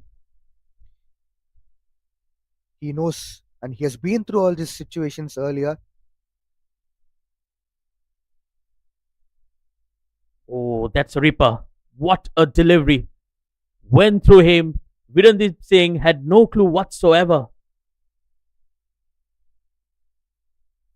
That's a good combination of swings from Ali. He's bowling both in swinger and out swinger. This time, Virendip got beaten by an out swinger. He's using the seam very well, pitching up the ball in the right length. And there's a good carry as well to the keeper. So, all positive signs for Bahrain.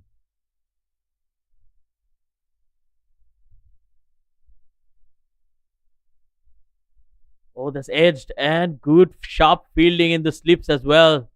Well, as a fielding unit, you need to back your bowlers up, and that's exactly what happened on that occasion. That's good to see slip coming into play, which means that we can expect more of outswingers from Ali because we already seen Virendip getting beaten a couple of balls ago. So there can be a massive opportunity for Slip Gordon to be in action for a catch. Perhaps Ali goes for an outswinger again. That's a smart bowling from Bahrain team and Ali as well. And brave captaincy as well. Again edged. This time goes to third man. Well, Ali Daud is showing a lot of aggression. Again, having a word with Virendep Singh, just trying to get under his skin. And there's a fist pump as well. So it could be a friendly banter between these two players who played a lot amongst each other, against each other. So Aslam Khan scored 5 runs out of 5 balls. Will be facing Ali. Still, slip is in place. Can we expect an outswinger from Ali? Oh, that was wrapped on the pads. It was very close. Ali Daud absolutely begging for that wicket. That looked really, really close. Definitely, it looks close. But at the same time, it looks like there is a slight possibility of ball going away from the leg stump area. All in all, it's a good sign for Bahrain team to see both in-swing and out-swinger combination, especially from Ali Daud. So by end of 3 overs, Malaysia is 11 for 2.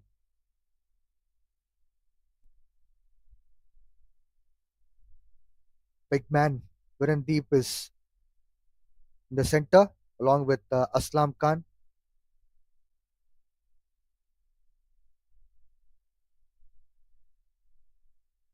Well, it will be a time for a change in the bowling. It's Rizwan Butt. And to my liking, I think it's a very good change from the captain, the premier fast bowler, Rizwan Butt. The leading wicket taker with 124 wickets under his belt. Average of 15.30. He has taken 5 wickets 4 times in his international career. Definitely a genuine wicket taker. Coming into ball to Virendep Singh. Tries to attack. Right from the start, the first ball is on money as far as Mohammad Rizwan is concerned. Dot ball is making to Virendep to get tempted to go for a bigger shot.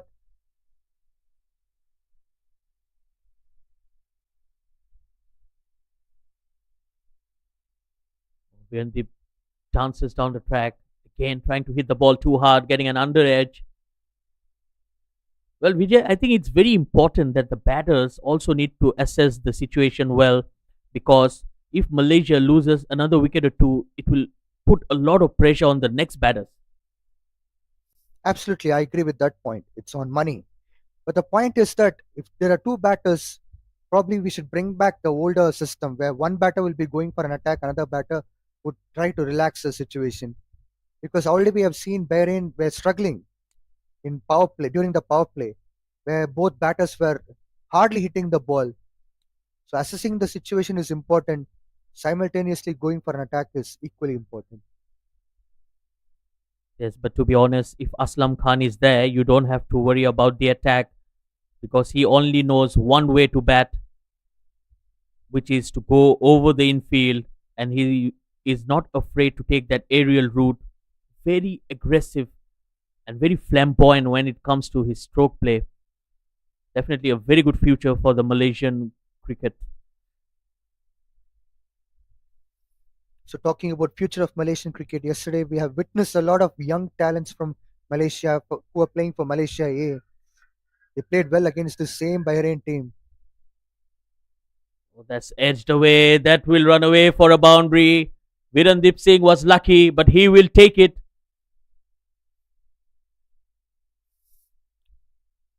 Boundaries are also equally important. Like I was trying to say, boundaries can cause kind of a psychological factor for Bahrain team. They might be thinking where to set the field.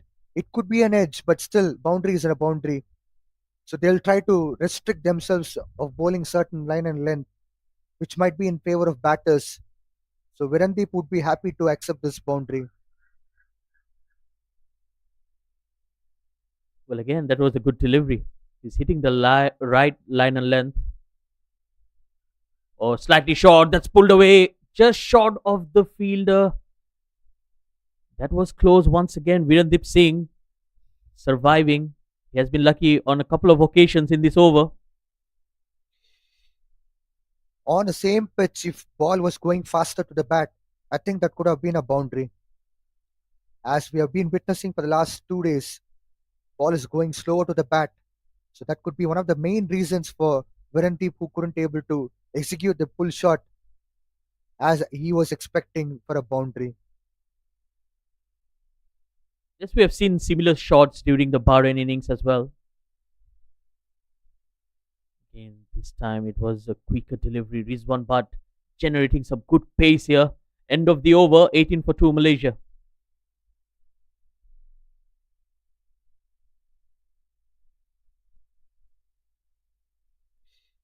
I don't think Malaysia should take any kind of pressure from here on. Of course, they lost a couple of wickets. Power play is also coming to an end by a couple of overs. But still, it's just 90 runs required from 16 overs. As you rightly mentioned, assessing the pitch, they should assess the pitch and simultaneously they should go for big shots when the loosened ball comes up. So they shouldn't miss out any kind of opportunity. Say, for an example, we have seen in the previous delivery, which was a bit short of the length, but the pace of the ball was a bit slower comparing with normal pace what you see for a pull shot. In that case, they should try to go for a bit powerful shot, give more strength while hitting the ball. So there's a possibility of getting a six. But if you try to hit the same kind of shot which you play for the faster pitch, I don't think it would go for the boundary. So that's the way you should utilize the pitch if it's slower. Give your power, use your muscles. That's what you should do. And a change in bowling, it's the experienced Abdul Majid. And Virendip Singh goes inside out over the infield. That might just run away. Well, it's a very slow outfield. The ball just stopping in front of the ropes. But he will take it 2 runs. A very good start. Not surprising at all, as we were talking about the pitch, speed of the pitch, and same thing. Outfield also is damp. So batters should try to be patient enough in terms of scoring runs. If it's not boundary, they shouldn't get frustrated. They should still move on with the same kind of aggression and play the attacking cricket.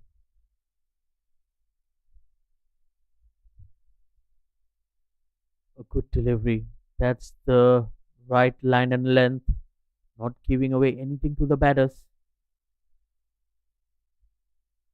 So talking about Abdul Majid, who is currently bowling, he has bowled well yesterday. Picked up a couple of wickets against Malaysia A, conceded 17 runs, and bowled 14 dot balls. He was a man who was very dangerous yesterday. Yes, and I think the pitch also suits his way of bowling because he's someone who will bowl it a bit flat, but at the same time, he has that stock slower delivery as well that just grips and turns away from the right hander. So, with that variation, he can really surprise the batters, and it will be a good contest between him and Aslam Khan, who will be attacking. Yes, he goes for the attack. That's in the air, and that will clear the field. Another 6 here coming from the bat of Aslam Khan. It's a great sigh of relief for Aslam Khan, getting a 6 against inform Abdul Majid would be a great sight to watch. As you rightly mentioned, Majid can able to stop slow and can also bowl a bit spin. If the turn is not there, this is what you see as a result. The 6 what you've seen from Aslam Khan's bat, what would you see in upcoming deliveries as well if there's no turn? Oh, he's gone. Oh, straight after that 6, he gets his man and he gets his revenge. Again, that slowness, that variation we were talking about. He bowled it slightly slower, enticing Aslam Khan to come down the track, and he was beaten in the flight. And a good take by the wicketkeeper as well. Absolutely, Majid is on business. Aslam Khan completely got beaten. He didn't assess the pace of the ball which Abdul Majid is bowling, he's gone for offside shot for the aerial, but sadly couldn't able to accomplish it. He's gone for 11 runs in 10 balls. Skipper Syed Aziz is entering to replace Aslam Khan. Abdul Majid has done the job as far as Bahrain is concerned.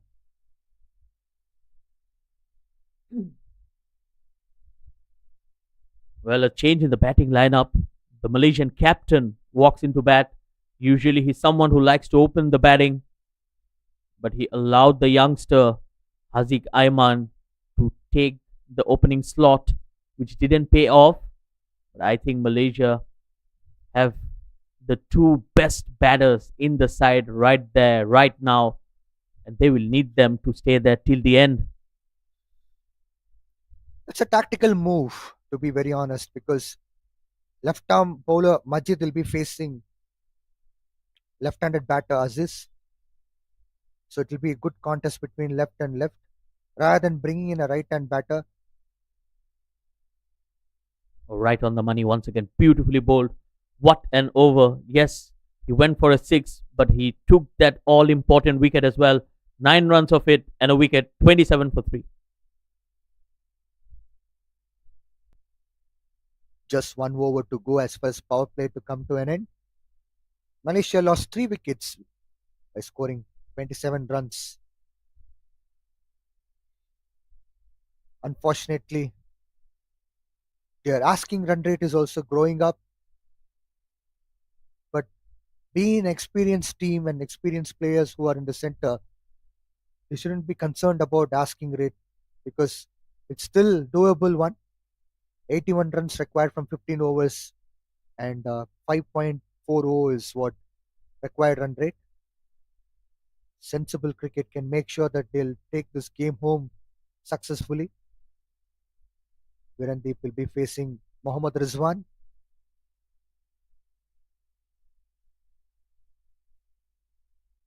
Oh, again, beaten for pace. This is good pace here, generated by Rizwan Butt. I think there's a little bit of lesser bounce comparing with the earlier deliveries what Mohammad Rizwan was bowling. Bounce also matters a lot. So if there's a bit of short in terms of bounce, batters can get deceived. Played through the covers, beautifully timed. Exquisite timing to get a boundary. Virendep Singh at his very best. Virendep is known for playing attacking cricket and he's trying to do what he's meant for.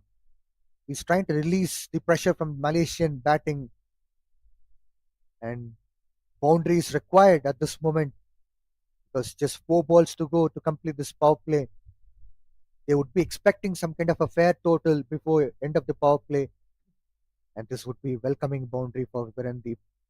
Of course, experienced campaigner Syed is his partner, so I don't think he would be concerned about any other things. This time it's short and it's hammered on the onside, pulled away for another boundary. Very stylish on his approach, Virendep Singh. That's what I was talking about.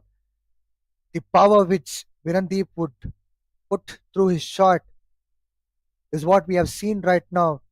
This can bring you a positive outcome in terms of scoring boundaries because outfield is quite wet. So you can't expect a batter to completely rely on pace of the ball.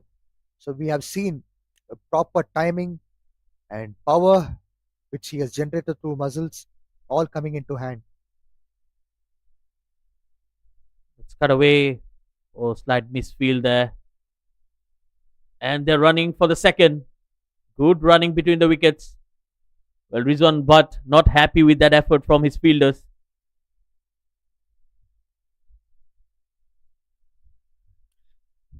It's a good over for Malaysia so far.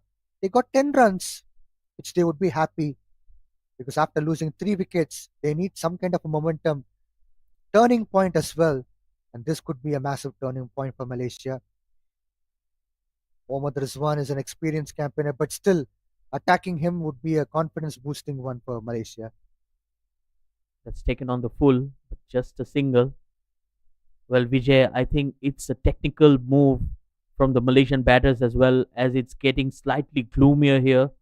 So they need to ensure that they have a good run rate, because if it rains and the Duckworth Lewis comes into play, those three early wickets can really put some damage on the Malaysian score. So Virendep is on business of repairing whatever happened as far as the damages are concerned.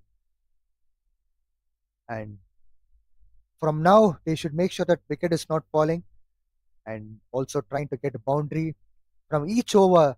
At least one brown would make them to be on a safer side. It's well bowled, just tapped away on the offside. Quick single taken, smart batting as the Malaysian captain gets off the mark with a single. That will be the end of the batting power play. It's 39 for 3.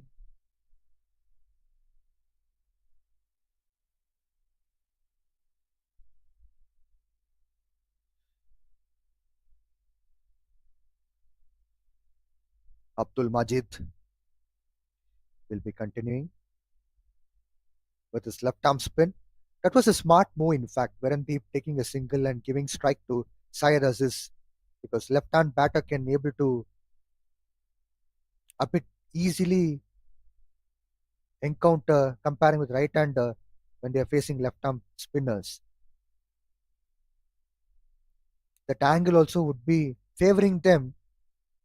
The same angle if they try to bowl to a right hander, sometimes if there's a turn or if there's a swing, perhaps like for a fast bowler it's a swing, for a spinner it's a turn. It would be very challenging for right-handed batter. So it was a smart run to take by Virendip the last ball. Syed Aziz will be on strike. Attempted sweep, wrapped on the pads. Again, it's that lack of pace which is troubling the batters. We have seen the same from Virendip Singh as well in the first innings, and now they're getting a taste of themselves, the Malaysian batters. 40 for 3. In fact, Syed Aziz is also good in sweep shots. So I think he can also try to play that while he's facing Abdul Majid. The only thing is that he should be concerned about the pace what pitch is trying to generate. So he should be cautious, and if he plays the right with the right timing, I think he'll be getting the boundaries for sure. Again, smart batting there. Virendip Singh is just doing the right thing, rotating the strike, because he knows that every dot delivery will create more pressure on the batters, because cricket is not only a game of skills, but you need to be psychologically very strong as well. So far, decent bowling from Abdul Majid, just 2 runs conceded. That was aerial just over the infield. The running hard, pushing for the second. Virendip Singh is struggling.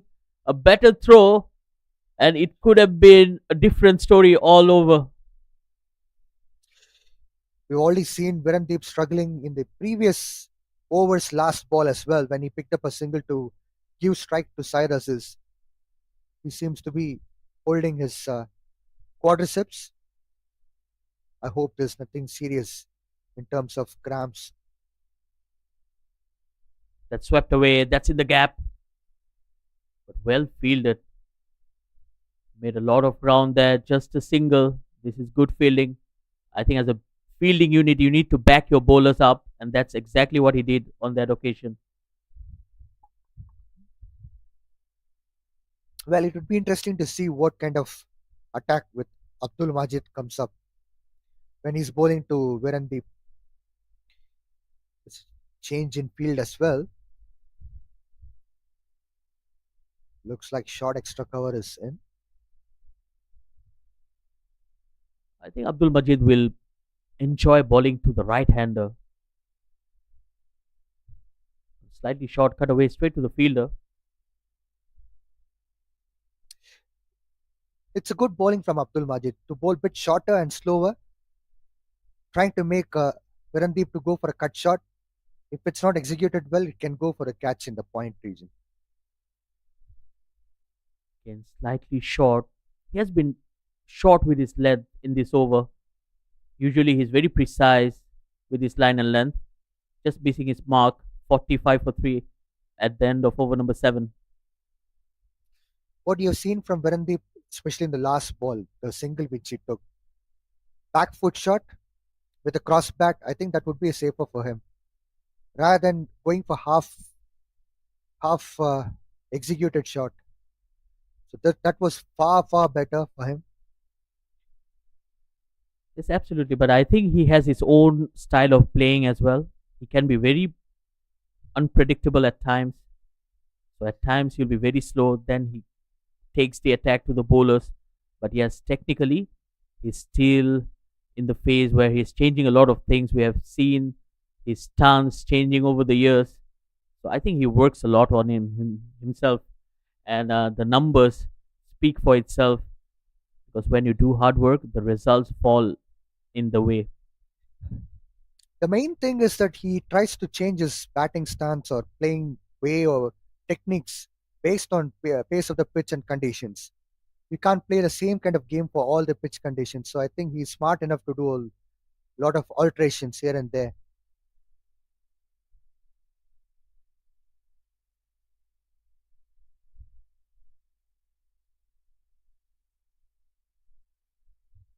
So a change in bowling as well. Asif Ali, left arm orthodox.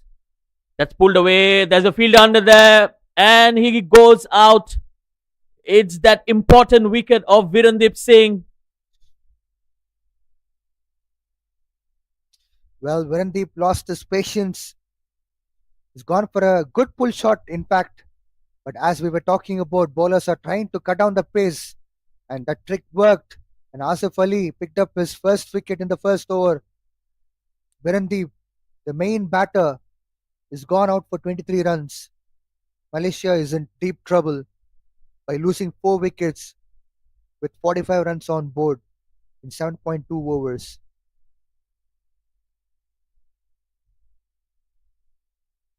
Well, that wicket came in just at the right time for Bahrain. Just when the Malaysian batters were taking the game away, they have managed to sneak in another important wicket.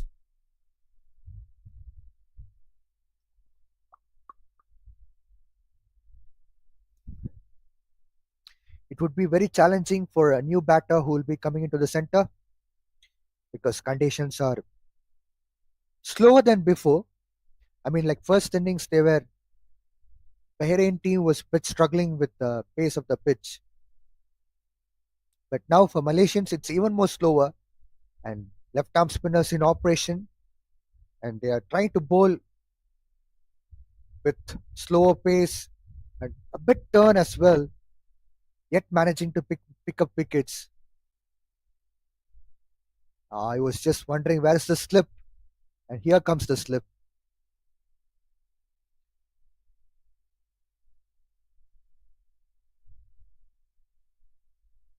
One big disadvantage for Malaysia team is they have a lot of right-handers in terms of batting, but when you have to face left-arm spinners, it could be sometimes challenging.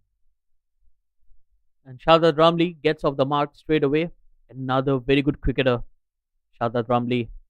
He is also an army officer, if you want to know, Vijay. That's a great information which you have given. Now, And I Syed Aziz will be having a lot of responsibilities. Yes, and I think it's very important that as an individual, when you're representing your country in a sport and then in a profession that is honored, something like being in the army, I think he'll be a very proud man there, Shahzad Ramli.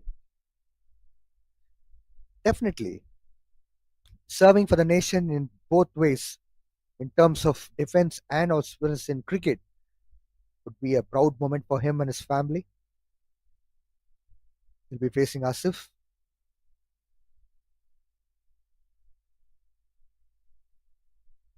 Another single. These are two very busy cricketers out there. Shahzad Ramli and Syed Aziz both like to take singles, rotate the strike. They'll keep the fielders on their toes. So as a fielding unit, you need to be very proactive. Already we have seen good fielding from Bahrain so far. There is no any fumbles in the field. That's a good looking shot. That's in the gap. A couple of runs here for Syed Aziz. Again, very good timing on the ball.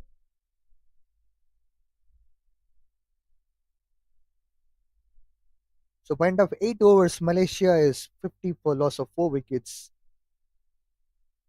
Skipper Syed Aziz is in the center. I'm sure that he'll be looking for opportunities to convert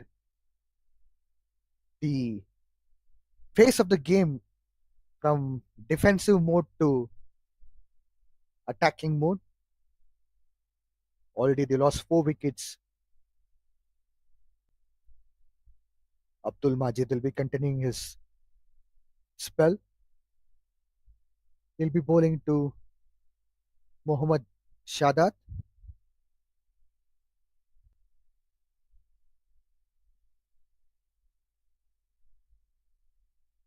It'll be a good contest between right-handed batter versus left-arm spinner.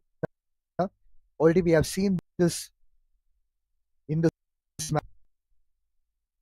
Test is still on.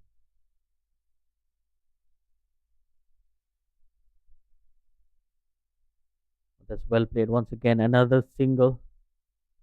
Yes, I think it is a very important phase of the game because the game can just tilt either ways.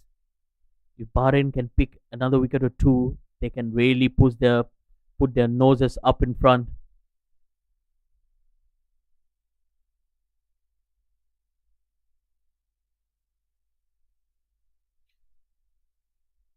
Abdul Majid has picked up 1 wicket so far in his 2.1 overs.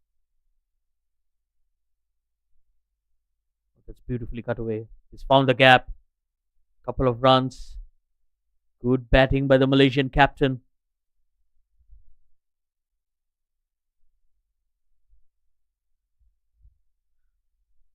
For Bahrain, it's going well as far as their bowling is concerned because fielders also backing up and they are trying to protect runs which are flowing. No overthrows, no fumbles. So far, so good for Bahrain team. I'm sure that would motivate them. Yes, absolutely. I think they have done a good job so far. Yes, the batters didn't give them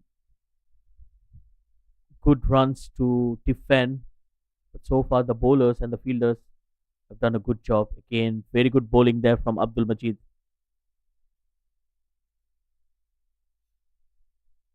Shador, if you look into the game closely, whenever the spinners come into play, overs are disappearing so quickly. You don't seems to be it doesn't seems to be looking like match is coming to an end very quickly.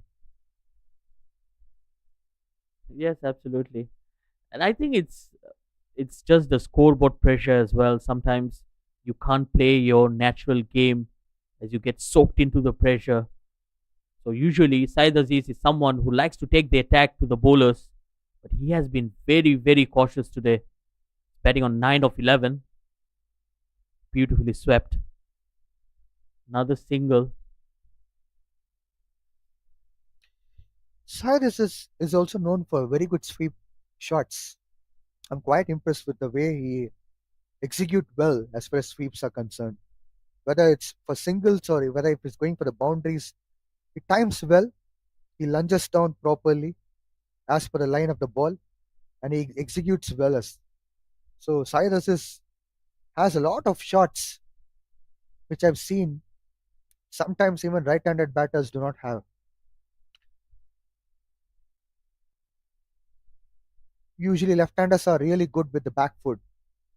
They go for back foot punches, full especially to players like Syed Anwar, who are too good in shots.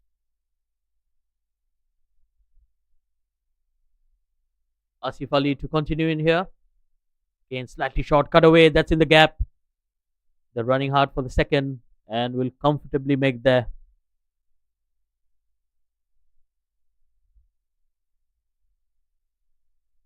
That's a good combination of shot selection from Syed Aziz. We have already seen sweep shot where he lunges down, which is a forward shot. Now we have seen even back foot cut towards point region.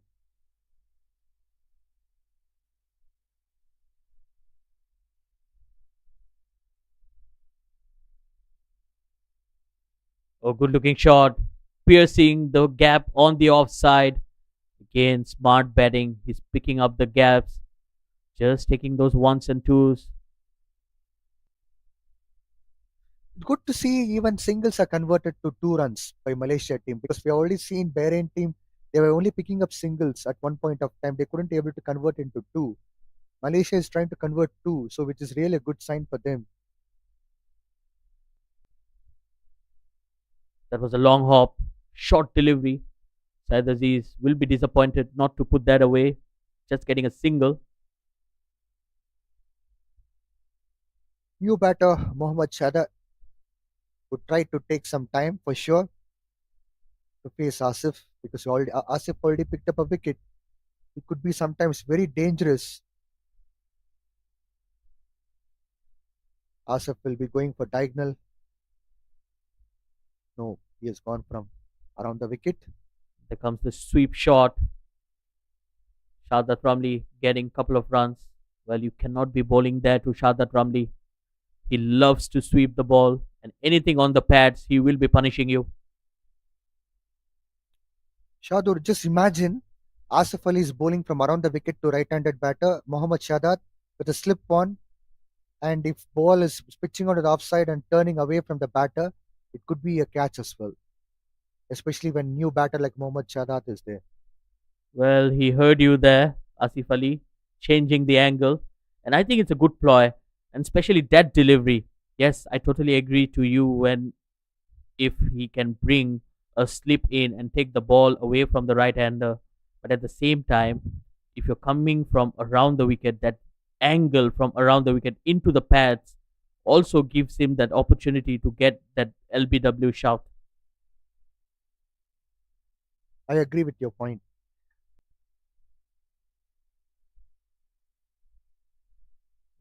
Big heave on the onside again, not timing it. Dot delivery to end the over. And we are at the halfway stage. After 10 overs, it's 62 for 4. And with that, the umpires have called for drinks. And we'll be heading into a drinks break as well and come back with more live action.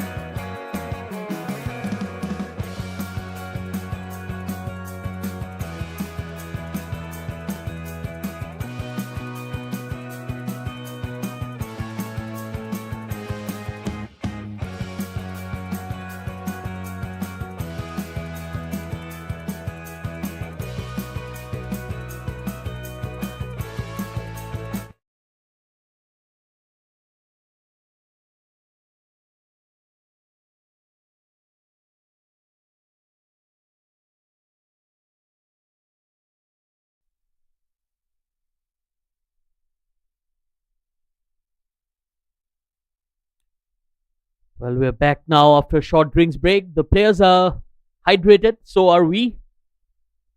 So 46 runs required for Malaysia to win this contest. Abdul Majid to continue. Again, good smart batting. Another single to start off the over. So Shaidur, you know that today are playing in team's respect.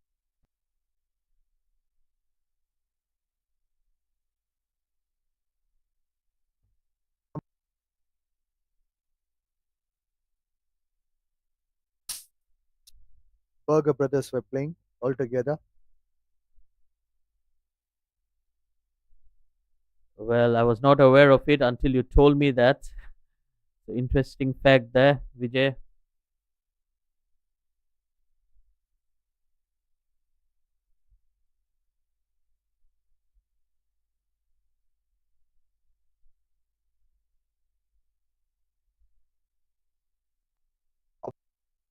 To let that ball,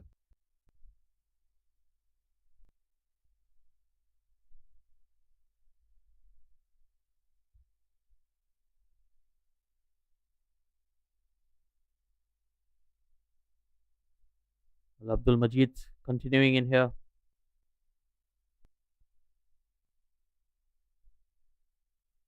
Well bowled again, right on the money.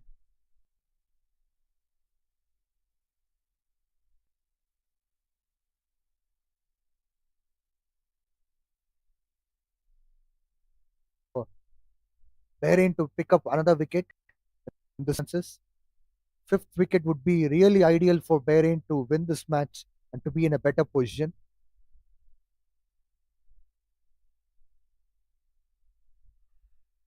But this is a good job from Abdul Majid.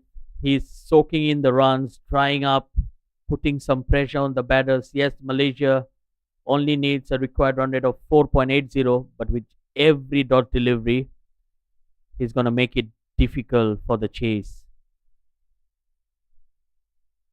Again, another dot delivery. Wonderful over. Just 2 runs off the over. And he finishes off 4 overs, 20 runs, and a wicket. A good spell here from Abdul Majid. Bahrain skipper would be very happy indeed to see this kind of performance from their bowlers, especially Abdul Majid. Just conceded 20 runs and picked up a wicket. And that wicket is also very important. Like you said, perhaps if it rains, for DL method, each and everything is important. Whether it's a wicket or even a dot ball, everything matters a lot.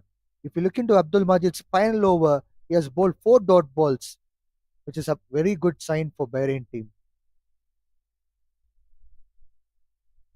Yes, I think it's a very good ploy to take the game deeper, because when it's all nerves out there, cricket can be a very funny game as well. We have seen terrible things happening to good teams. And that's the beauty of T20 cricket, where you cannot write off any team at any given moment.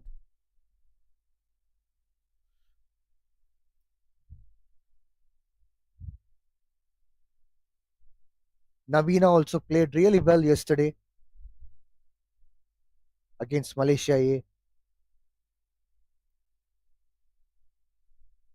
He picked up a wicket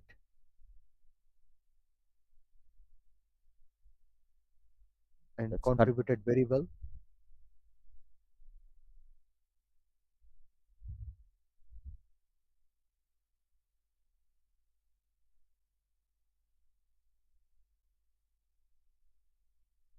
And this is a very good innings from the Malaysian captain as well. He's batting on 17 of 18 deliveries. Slightly slower in 10, but he's taking the game away from the Bahrain bowlers. I don't think Malaysians should take any kind of pressure at this moment. When you have a captain like Syed Aziz who's playing, and all Mohammad Shadat has to do is to support Syed Aziz by not losing his wicket and try to rotate the strike. Again, smart batting, just picking the gaps and converting those singles into doubles. Smart batting here. Yes, I think Shadad Ramli, that's the way he likes to bat. Usually takes the anchor role, and that's exactly what he's doing. Just taking the singles, keeping the scoreboard ticking. And again, his favorite sweep shot coming into action. Another single.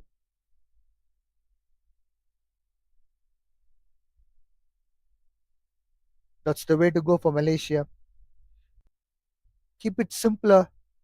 Make sure they're not losing wicket. Partnership is also very important. And just 38 runs required from 8.1 overs. It's doable one. That was slightly aerial. Said Aziz was not in control, but with a wide open field, you can take those risks. End of over number 12 with 71 for 4.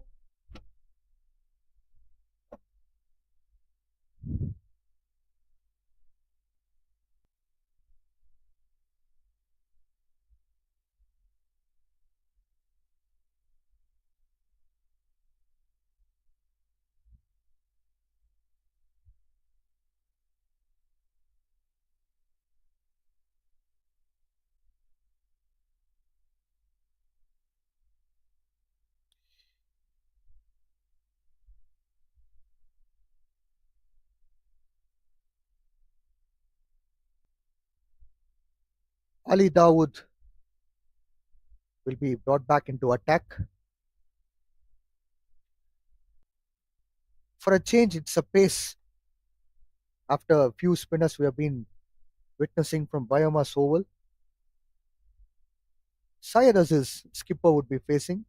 It would be interesting to see what kind of attack will he be going for to play against pace bowlers.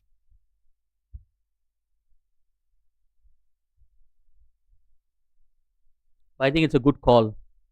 Bringing in the number one bowler. Oh, beaten for pace, but that was down the leg. Again, that just hurried on to Syed Aziz. When spinners were in operation, batters found a little bit difficult because spinner has better advantage to cut down the pace, especially left arm spinners have that angle, so which would be even more vicious if all coming together. But if a pace bowler bowls, there's always an opportunity for the batter. Probably if they have to watch the ball well and time the ball well.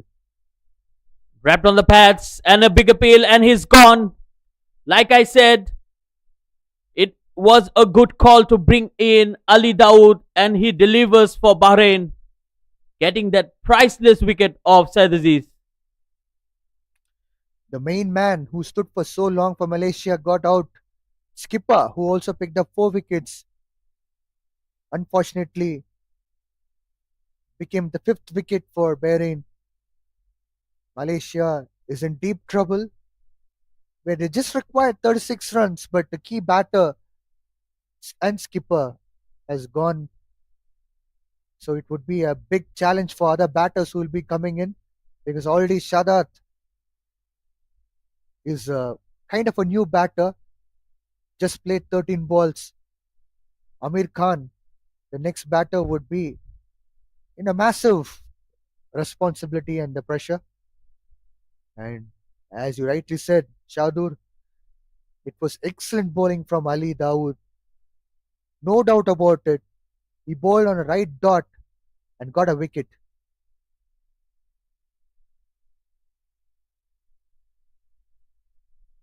Well, Vijay, 36 runs may sound little, but if you have a good bowling attack and the batters are under pressure, you can still flip the coin and see the other side of the story.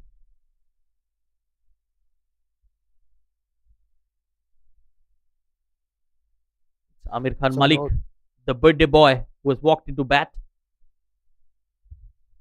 Oh, good start once again. Well bowled, right on the money. Ali Daud has been very, very consistent. 3 runs and 3 wickets into his third over. if you notice well, he has used his wrist and he has used the seam as well. He hit the seam onto the good length area. It would be very difficult for new batter Amir Khan to adapt himself to this condition and to face the top tier bowler of Bahrain. Oh, go. It seems to be looking like he's struggling with the cramp. He's pulling out the hamstring. It is a bad news for Bahrain. After picking up a wicket, Ali Dawood is struggling a lot because of the hamstring muscle pull. It could be one of the main causes of dehydration and the cramp, which would have converted into pull. Hope it's not a serious one. But he Bahrain definitely needs his service. he definitely looks in a lot of discomfort there, Ali Daud. I think he is one of the key bowlers in the side, and the last thing they would want him to be injured. Well, Vijay, I think it's due to the conditions as well. Malaysia is very hot and humid. Yes, it's gloomy. The clouds are there, but still, it's extremely hot and humid out there. So, as a professional player, it can really take a toll on your fitness levels. I agree to you 100% because if it's humid, a player has to keep on hydrating, otherwise, it will cause cramps and muscle pulls like this, especially hamstring muscle pull. It's not easy to get recovered. If it's tier 1, then it would be fine. Probably he might be coming back after a couple of days. He can continue on playing in the next match or so. If it's tier 2 or tier 3 of muscle pull, I'm sure that he would be out for 6 months to 8 months. So it would be a massive challenge for Bahrain. Seems to be not looking like a serious injury, but who knows? This condition can also be a big hamper.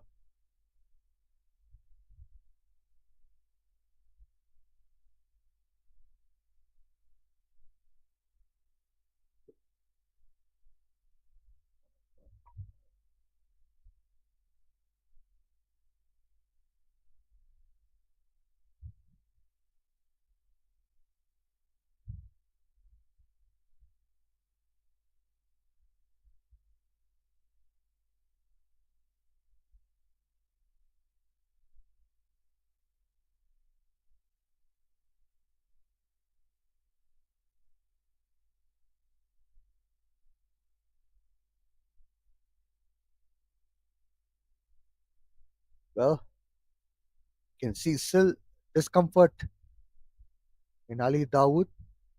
He has cut down his run up. He's bowling for the shorter run up.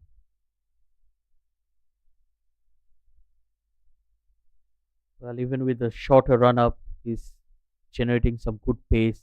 And I think it's that extra stride. He was putting in a lot of effort to try to bring his team back into the game. And doing that, he might have hurt himself. But it shows that he's someone who has a very big heart to still be out there, still fighting it out for his team, for his country. So these are wonderful scenes here at the Biomass Oval. Well bowled. Another single. Amir Khan gets off the mark. Malaysia has only one opportunity to win this match.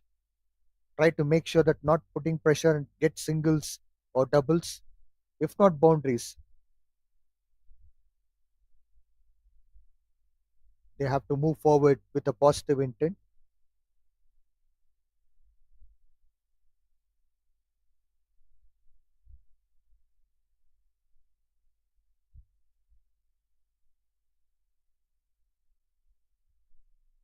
That's beautifully bowled once again. Excellent over. Just a couple of runs and that important wicket of Saad Aziz. After 13, it's 73 for 5.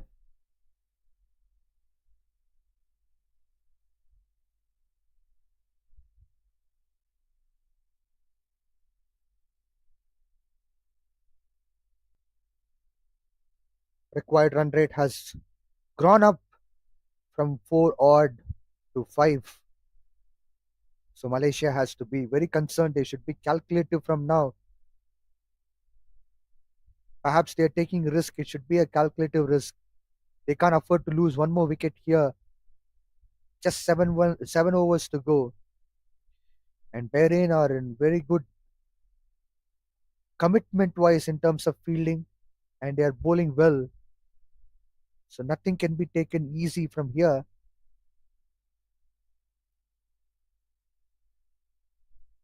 Well, I think another wicket here for Bahrain will really make this equation much trickier. 5 wickets down. Malaysia only chasing 108. Sunaid coming back into the attack. That's down the leg. Extra runs. Well, you can't afford to give free runs, especially at this stage of the game.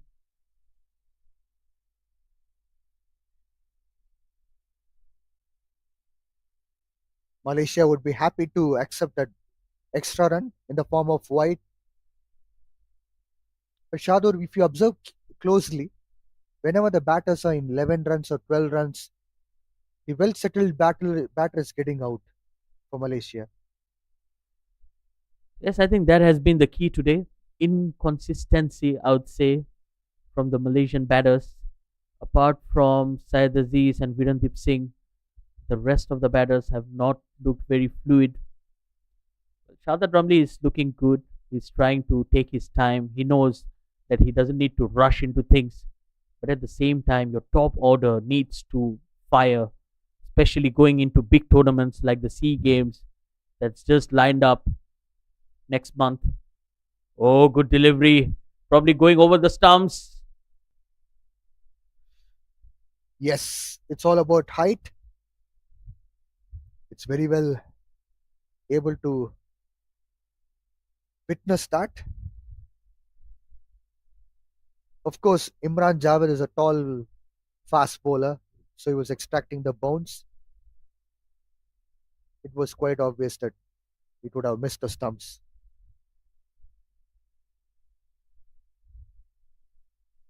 Well, Vijay, talking about Imran Javed, he has a very unique bowling action. Oh, that's wrapped on the pads once again. Very unique bowling action. Reminds me uh, of someone from Pakistan, Sohail Tanveer. Yes. Wrong footstep action.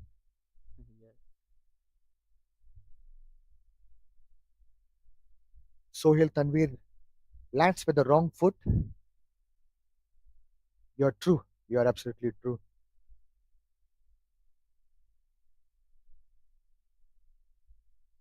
Change of angle for him as well. I think they're just trying all the options out. The Bahrain team, they have given it their all, trying out everything to get the Malaysian batters out because that's the only way to win the game. They need wickets. Dot deliveries are not going to help. Took the inside edge and they're running for the second. Excellent running once again. Good understanding between the two.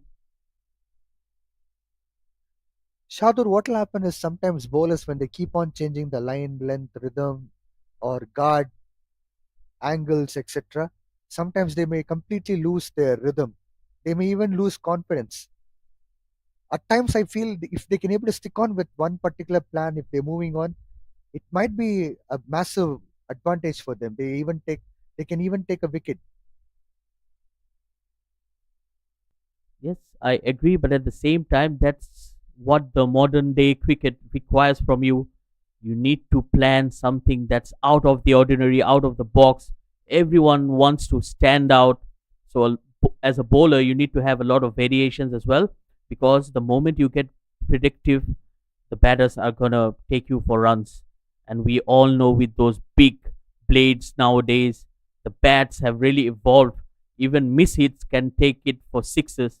So, as a bowler, you have very minimum protection for yourself unless you bring in your A game. So that's the reason why a lot of the bowlers, they bring in a lot of variations, a lot of tactical changes. And with that, another single to end the over. It's 80 for 5.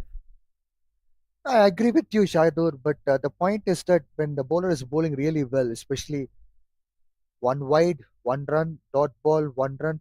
So in that case, I don't think it's necessary for a bowler to experiment a lot. Sometimes they may even lose the rhythm. Sometimes they even may end up with shorter lengths or wider lines, which may affect the complete bowling rhythm. So as a coach, I may even sometimes feel during certain occasions it may work out well. But if you're doing well, I don't think it's required to change the whole scenario. Yes, absolutely. Totally agreed. I think sometimes you just need to stick to the basics. But yeah, I think probably right now it's that urge or that uh, desperation of taking that wicket, which is pushing them to do things that are probably beyond their control. But that's how it is.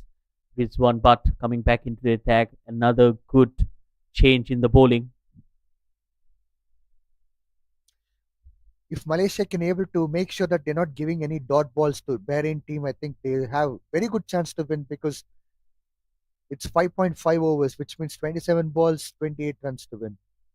23 balls, I beg your pardon. 23 balls, 28 runs to win. So it would be a good equation for them. All that they have to do is they should not give any dot ball or lose the wicket. And he's bowled him, cleaned him up. It's Rizwan Butt who hits the timber, and Malaysia loses another wicket. As I was talking about, they shouldn't lose the wicket, and Malaysia exactly lost the wicket at this crucial juncture of the game. Clean bowled. Malaysia is in deep trouble. They have to get back somehow or the other. Sharvin Muniandi is into the center. He has good experience in international cricket as well. Whether if he can able to hold his nerves and if he can able to take this pressure on and if he can able to make sure that wickets are not falling and not going through those dot balls, I'm sure that Malaysia still has an opportunity to win. Excellent bowling to excellent bowling by Mohammad Rizwan as well for Bahrain team. At the time they got a wicket. Well, that was a poor shot selection. The ball was not there to be pulled, but he almost forced that shot, bringing in the new batter, Sharvin Buniadi. He has been there for quite some time for Malaysia, very experienced. Another match winner can really take the game away from you. We have seen in the World Cup qualifiers as well. He was batting wonderfully there. He's played 106 games, 1,000 plus runs under his belt. Another good delivery. Rizwan Butt is doing an exceptional job here for Bahrain. But yes, Vijay, you need to consider one thing that Bahrain will be short of 1 over from Ali Dawood. That would be a disappointing news for Bahrain team. At the same time, very good over from Mohammad Rizwan. A dot ball, wicket and a dot ball. It's building a pressure on Malaysian batters.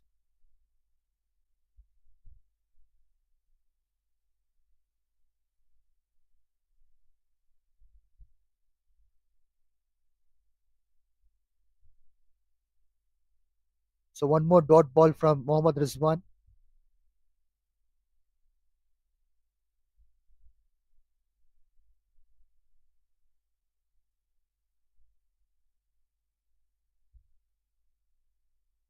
This is a good over. 4 deliveries. Yet to consider run. Good comeback here from this one. Again, beaten for pace. Slight misfield there from the wicket keeper, but that will be another dot delivery. Shahidul, this over seems to be looking like a game changer. 4 dot balls and a wicket. If it's a maiden wicket, I'm sure that this is a match-winning performance by Mohammad Rizwan. Yes, absolutely. And I told you, once they get that wicket, it will put a lot of pressure on the batters who are coming in next. And that's exactly what happened in this over. Game changing one if Bahrain pulls off something special. Sharvin Munyandi will take a single and get off the mark. Just 1 run and a wicket there. After 15, Malaysia 81 for 6.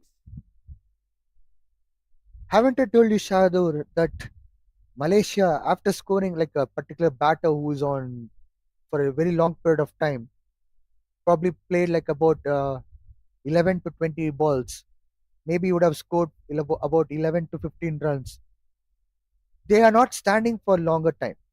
They're getting out after that 11 to 15 runs, which is becoming a big trouble for another new batter. Say, for an example, now Amir Khan was there for some time. Like he played 6 balls, scored 5 runs. But earlier batter departed like about scoring lesser than 20 runs, which means that they're not down and they're not converting those 15 odd runs or 11 odd runs to 20, 30, 40. So that's a big trouble for Malaysia. Yes, absolutely. I think a few of the batters, they looked good. They got off to a good start, but just couldn't convert those into bigger innings. That's the difference between good players and great players. If you want to be amongst the great players, you need to convert those starts into big scores, score 50s, 100s, and get that international exposure.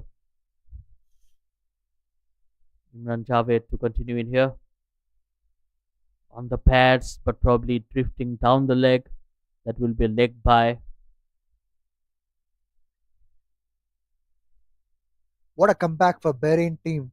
At one point of time, they were just struggling what to do, and they were trying to do all the things. And now they are got back into rhythm after picking up a wicket. Now they are on right trot. 83 for 6. Malaysia in 15.2 overs. Sharvin is on strike. Another wicket can be a deep trouble for Malaysia. Again, played straight to the bowler. Yes, when Virendep Singh and Syed Aziz were batting out there in the middle, it looked to be a one-sided affair. And now things have really changed. So a lot of spirit and heart shown by the Bahrain bowlers and fielders, because it's not easy, especially when you're defending such a small total. But they have kept fighting throughout the match. Again on the pads. No response from the umpire. Another dot delivery. Shahdur, if you would have observed one thing, Malaysian batting squad, they have majority of the batters who are right-handers, except Syed Aziz we have seen so far. And out of 11, 8 batters we are watching now, and 7 are right-handers. One is left-hander. One was left-hander. And as you spoke about Virendep's and Syed Aziz's combination in partnership, right and left combo went well for Malaysia. But unfortunately, one wicket cost another. Yes, you're right. Another single. Well, coming back to your point about left-handers, Malaysia do have left-hand batters. It's just that through this series, they are just preparing for the big stage, the big C games which is coming up. So they have rested Akil Wahid, who is a left-hander. Amir Azim is out as well, who is also a left-hander. So they do have few options, but today I think it's more about trying the bench strength and seeing more of your players. In on the pads, very close. This looked more closer than the first two appeals. Absolutely true. Imran Javed is very disappointed. He felt like there was a wicket opportunity. So by end of 16 overs, Malaysia is 84 for 6.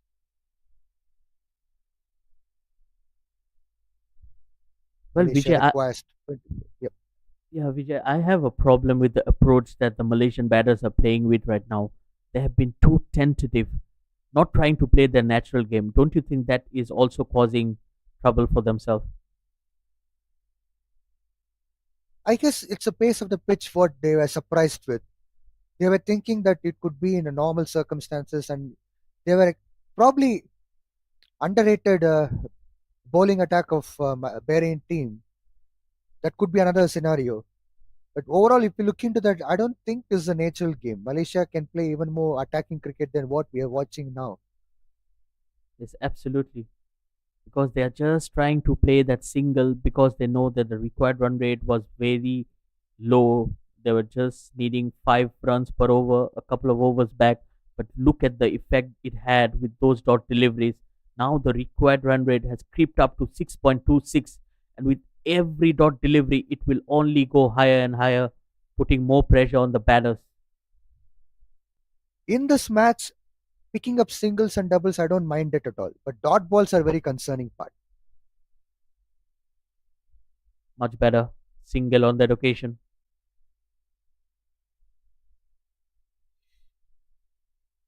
Look into the equation now. 22 balls, 23 runs to win. It's still doable thing. Unless and until if they can able to protect themselves by not losing any kind of a wicket. Because once we have been seeing batters who are crossing 11 to 15 runs, they're getting out. They're not trying to stand there for some time and make sure that they are building a partnership.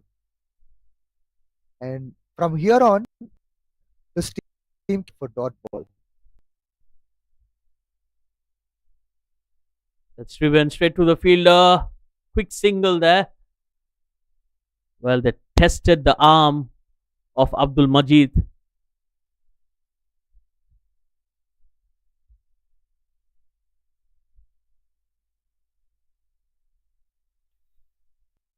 Required run rate is 6.29,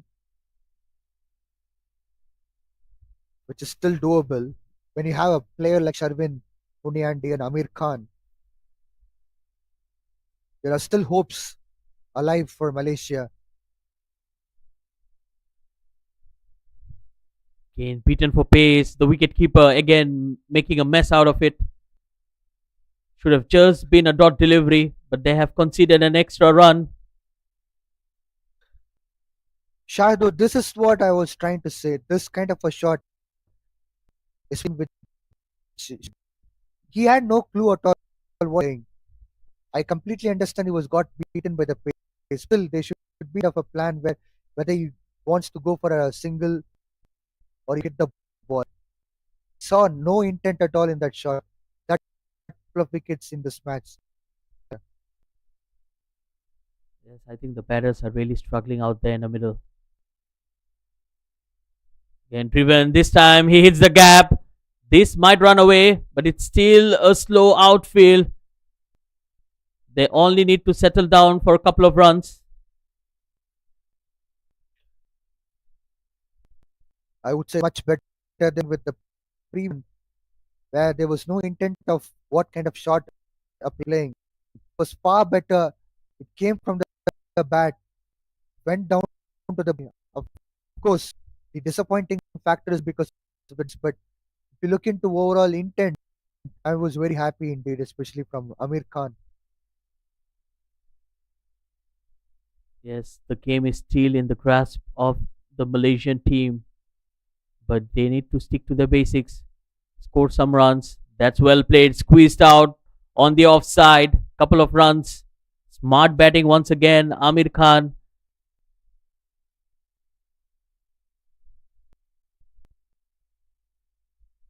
That's how it should be. 17 runs required from balls. So by end of the 17 overs, 91. So Malaysia brought back into the game somehow or the other with the singles and doubles. So this is how they should go on. As far as Bahrain is concerned, one wicket can take them to the top of the game. But hook or crook, they should try to pick up a wicket here.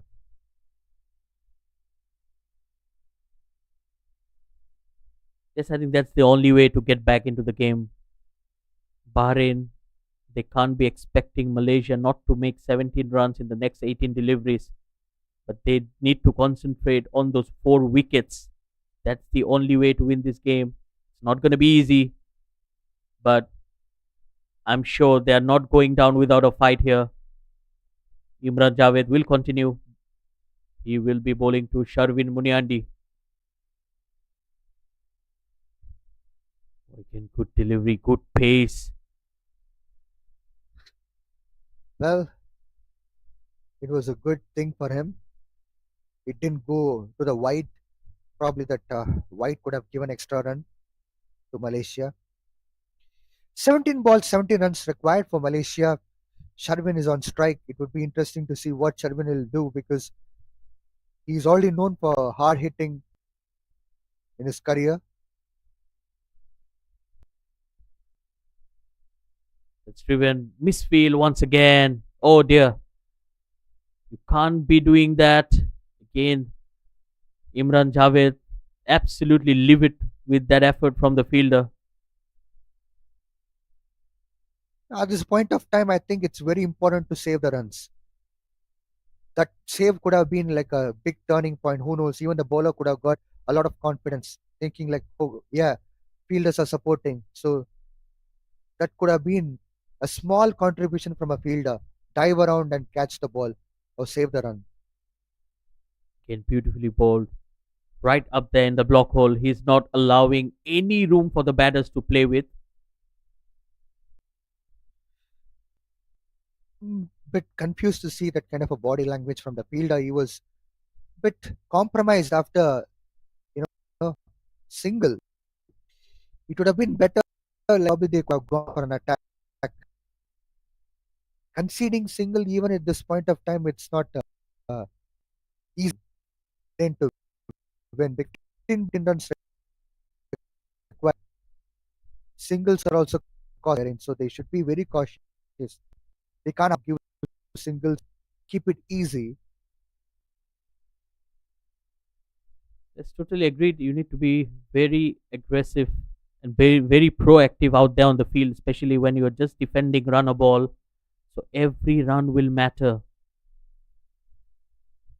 Now, this is what I was talking about. This dot ball is dangerous for Malaysia, but for Bahrain, it's always the boosting. Dot ball create another wind. Who knows?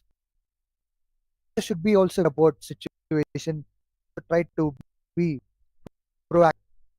Probably come front and try to save some runs. Fifth delivery coming up here. Sharvin Muniandi drives down the ground. Just a single. Well, Vijay, talking about Sharvin Muniandi, 6 of 15. He has been very slow when it comes to strike rate, especially in a game like this. But yes, if he can carry Malaysia to the end of the race, he will take it. No, there's no doubt about it because you lose other wickets in other end. So it's quite obvious that experienced campaigner will take the role where he'll be settling down. Oh, that's aerial, but it's in the gap. That will be a precious boundary coming from the bat of Amir Khan. What a time to hit that boundary. Under pressure. So this is what I'm talking about, partnership. So when Sharvin Muniandi is there, Amir Khan would not hesitate to go for a boundary. So he has got a boundary at right time, which has released the pressure from Malaysia, where 10 runs, 12 balls, which Malaysian team could sit down and think of doable thing, and they have to always not give away any kind of dot balls to Bahrain team. They should try to also score single alleys for each ball by not losing any wicket. Same mantra, of course, boundary was Khan. Yes, what a shot there under pressure. And again, I was very happy to see Sharvin Muniandi having a word with the youngster Amir Khan because they have played a lot of cricket for the state of Perak. I'm pretty sure Amir Khan have seen Sharvin Muniandi from his very childhood, and it's a good time for the youngster to take the advice from the senior man, from one of his mentors. On other hand, Bahrain brought back Ali Dawood into attack. He has just conceded 4 runs and picked up 3 important wickets. He was the one who damaged the Malaysian batting order with his excellent bowling. Experienced Sharvin will be facing Ali Dawood. Smart batting. They snatched a single of the very first delivery. singles will do it for Malaysia. It's looking like a mixed bag. A commitment from one side, Ali Dawood, who got cramped with his hamstring, still bowling with the two steps.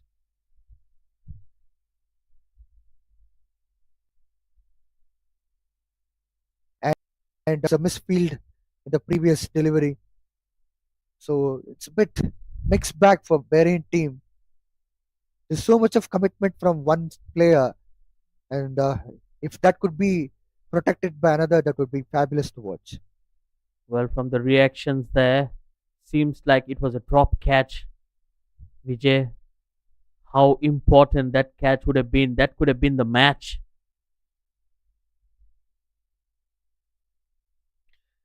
Well, at this point of time, any catch should be caught. As I was talking about fielding commitment, you see here Ali Dawood with the cramps still bowling.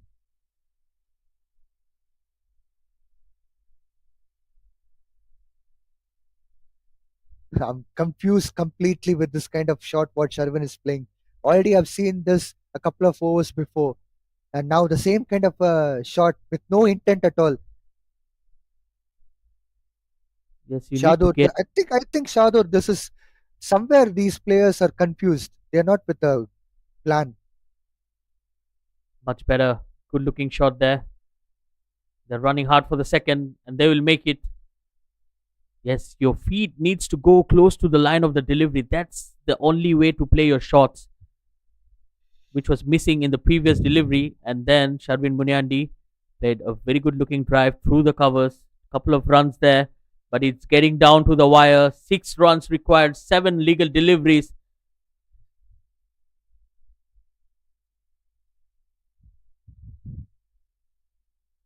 Last delivery coming up from Ali Dawood. Again, just tapped on the onside. Smart batting. So Malaysia will need 5 runs of the last over. They still have 4 wickets in hand and definitely going into the last over as favourites. But take nothing away from that man, Ali Dawood. 4 overs, 9 runs and 3 wickets. And half of the overs he did with an injury. So that shows the character of the man, a man with a lion heart. Absolutely. Kudos to him. What a commitment from him. Despite the fact that he was injured, it could have been far worse than that. Stood up there for the country.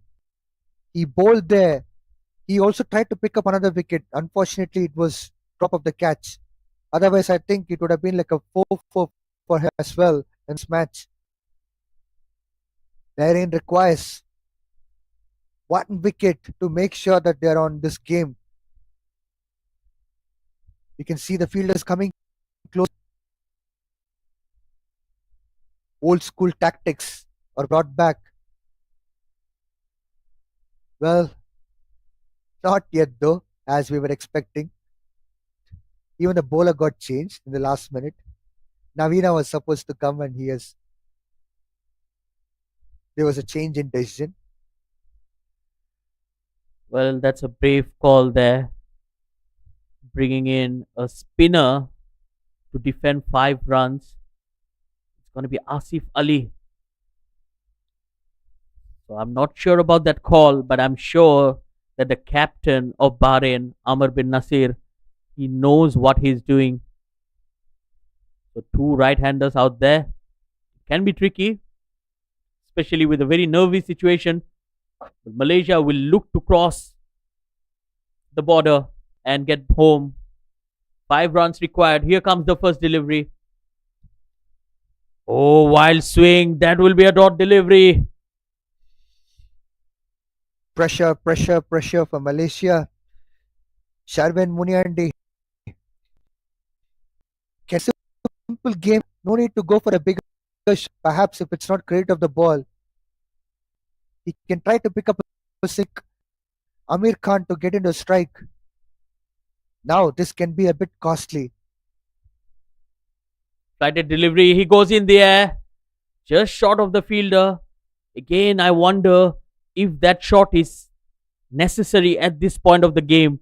They only require singles, and with a very widespread field, all you need to do is just to tap the ball around and take singles. He was fortunate enough that he didn't get caught in that circumstances. Again, good looking shot down the ground. They're running hard for the second. Oh, good fielding there from the deep. Just one run. So Shahidur, can we expect a super over in this match? Well, I can't write off anything right now because we have seen everything happening in this game. We have seen the momentum shifting from one team to the other, and it's going down to the wire. Only 3 of 3 required for Malaysia. They are just one hit away, but can they get there?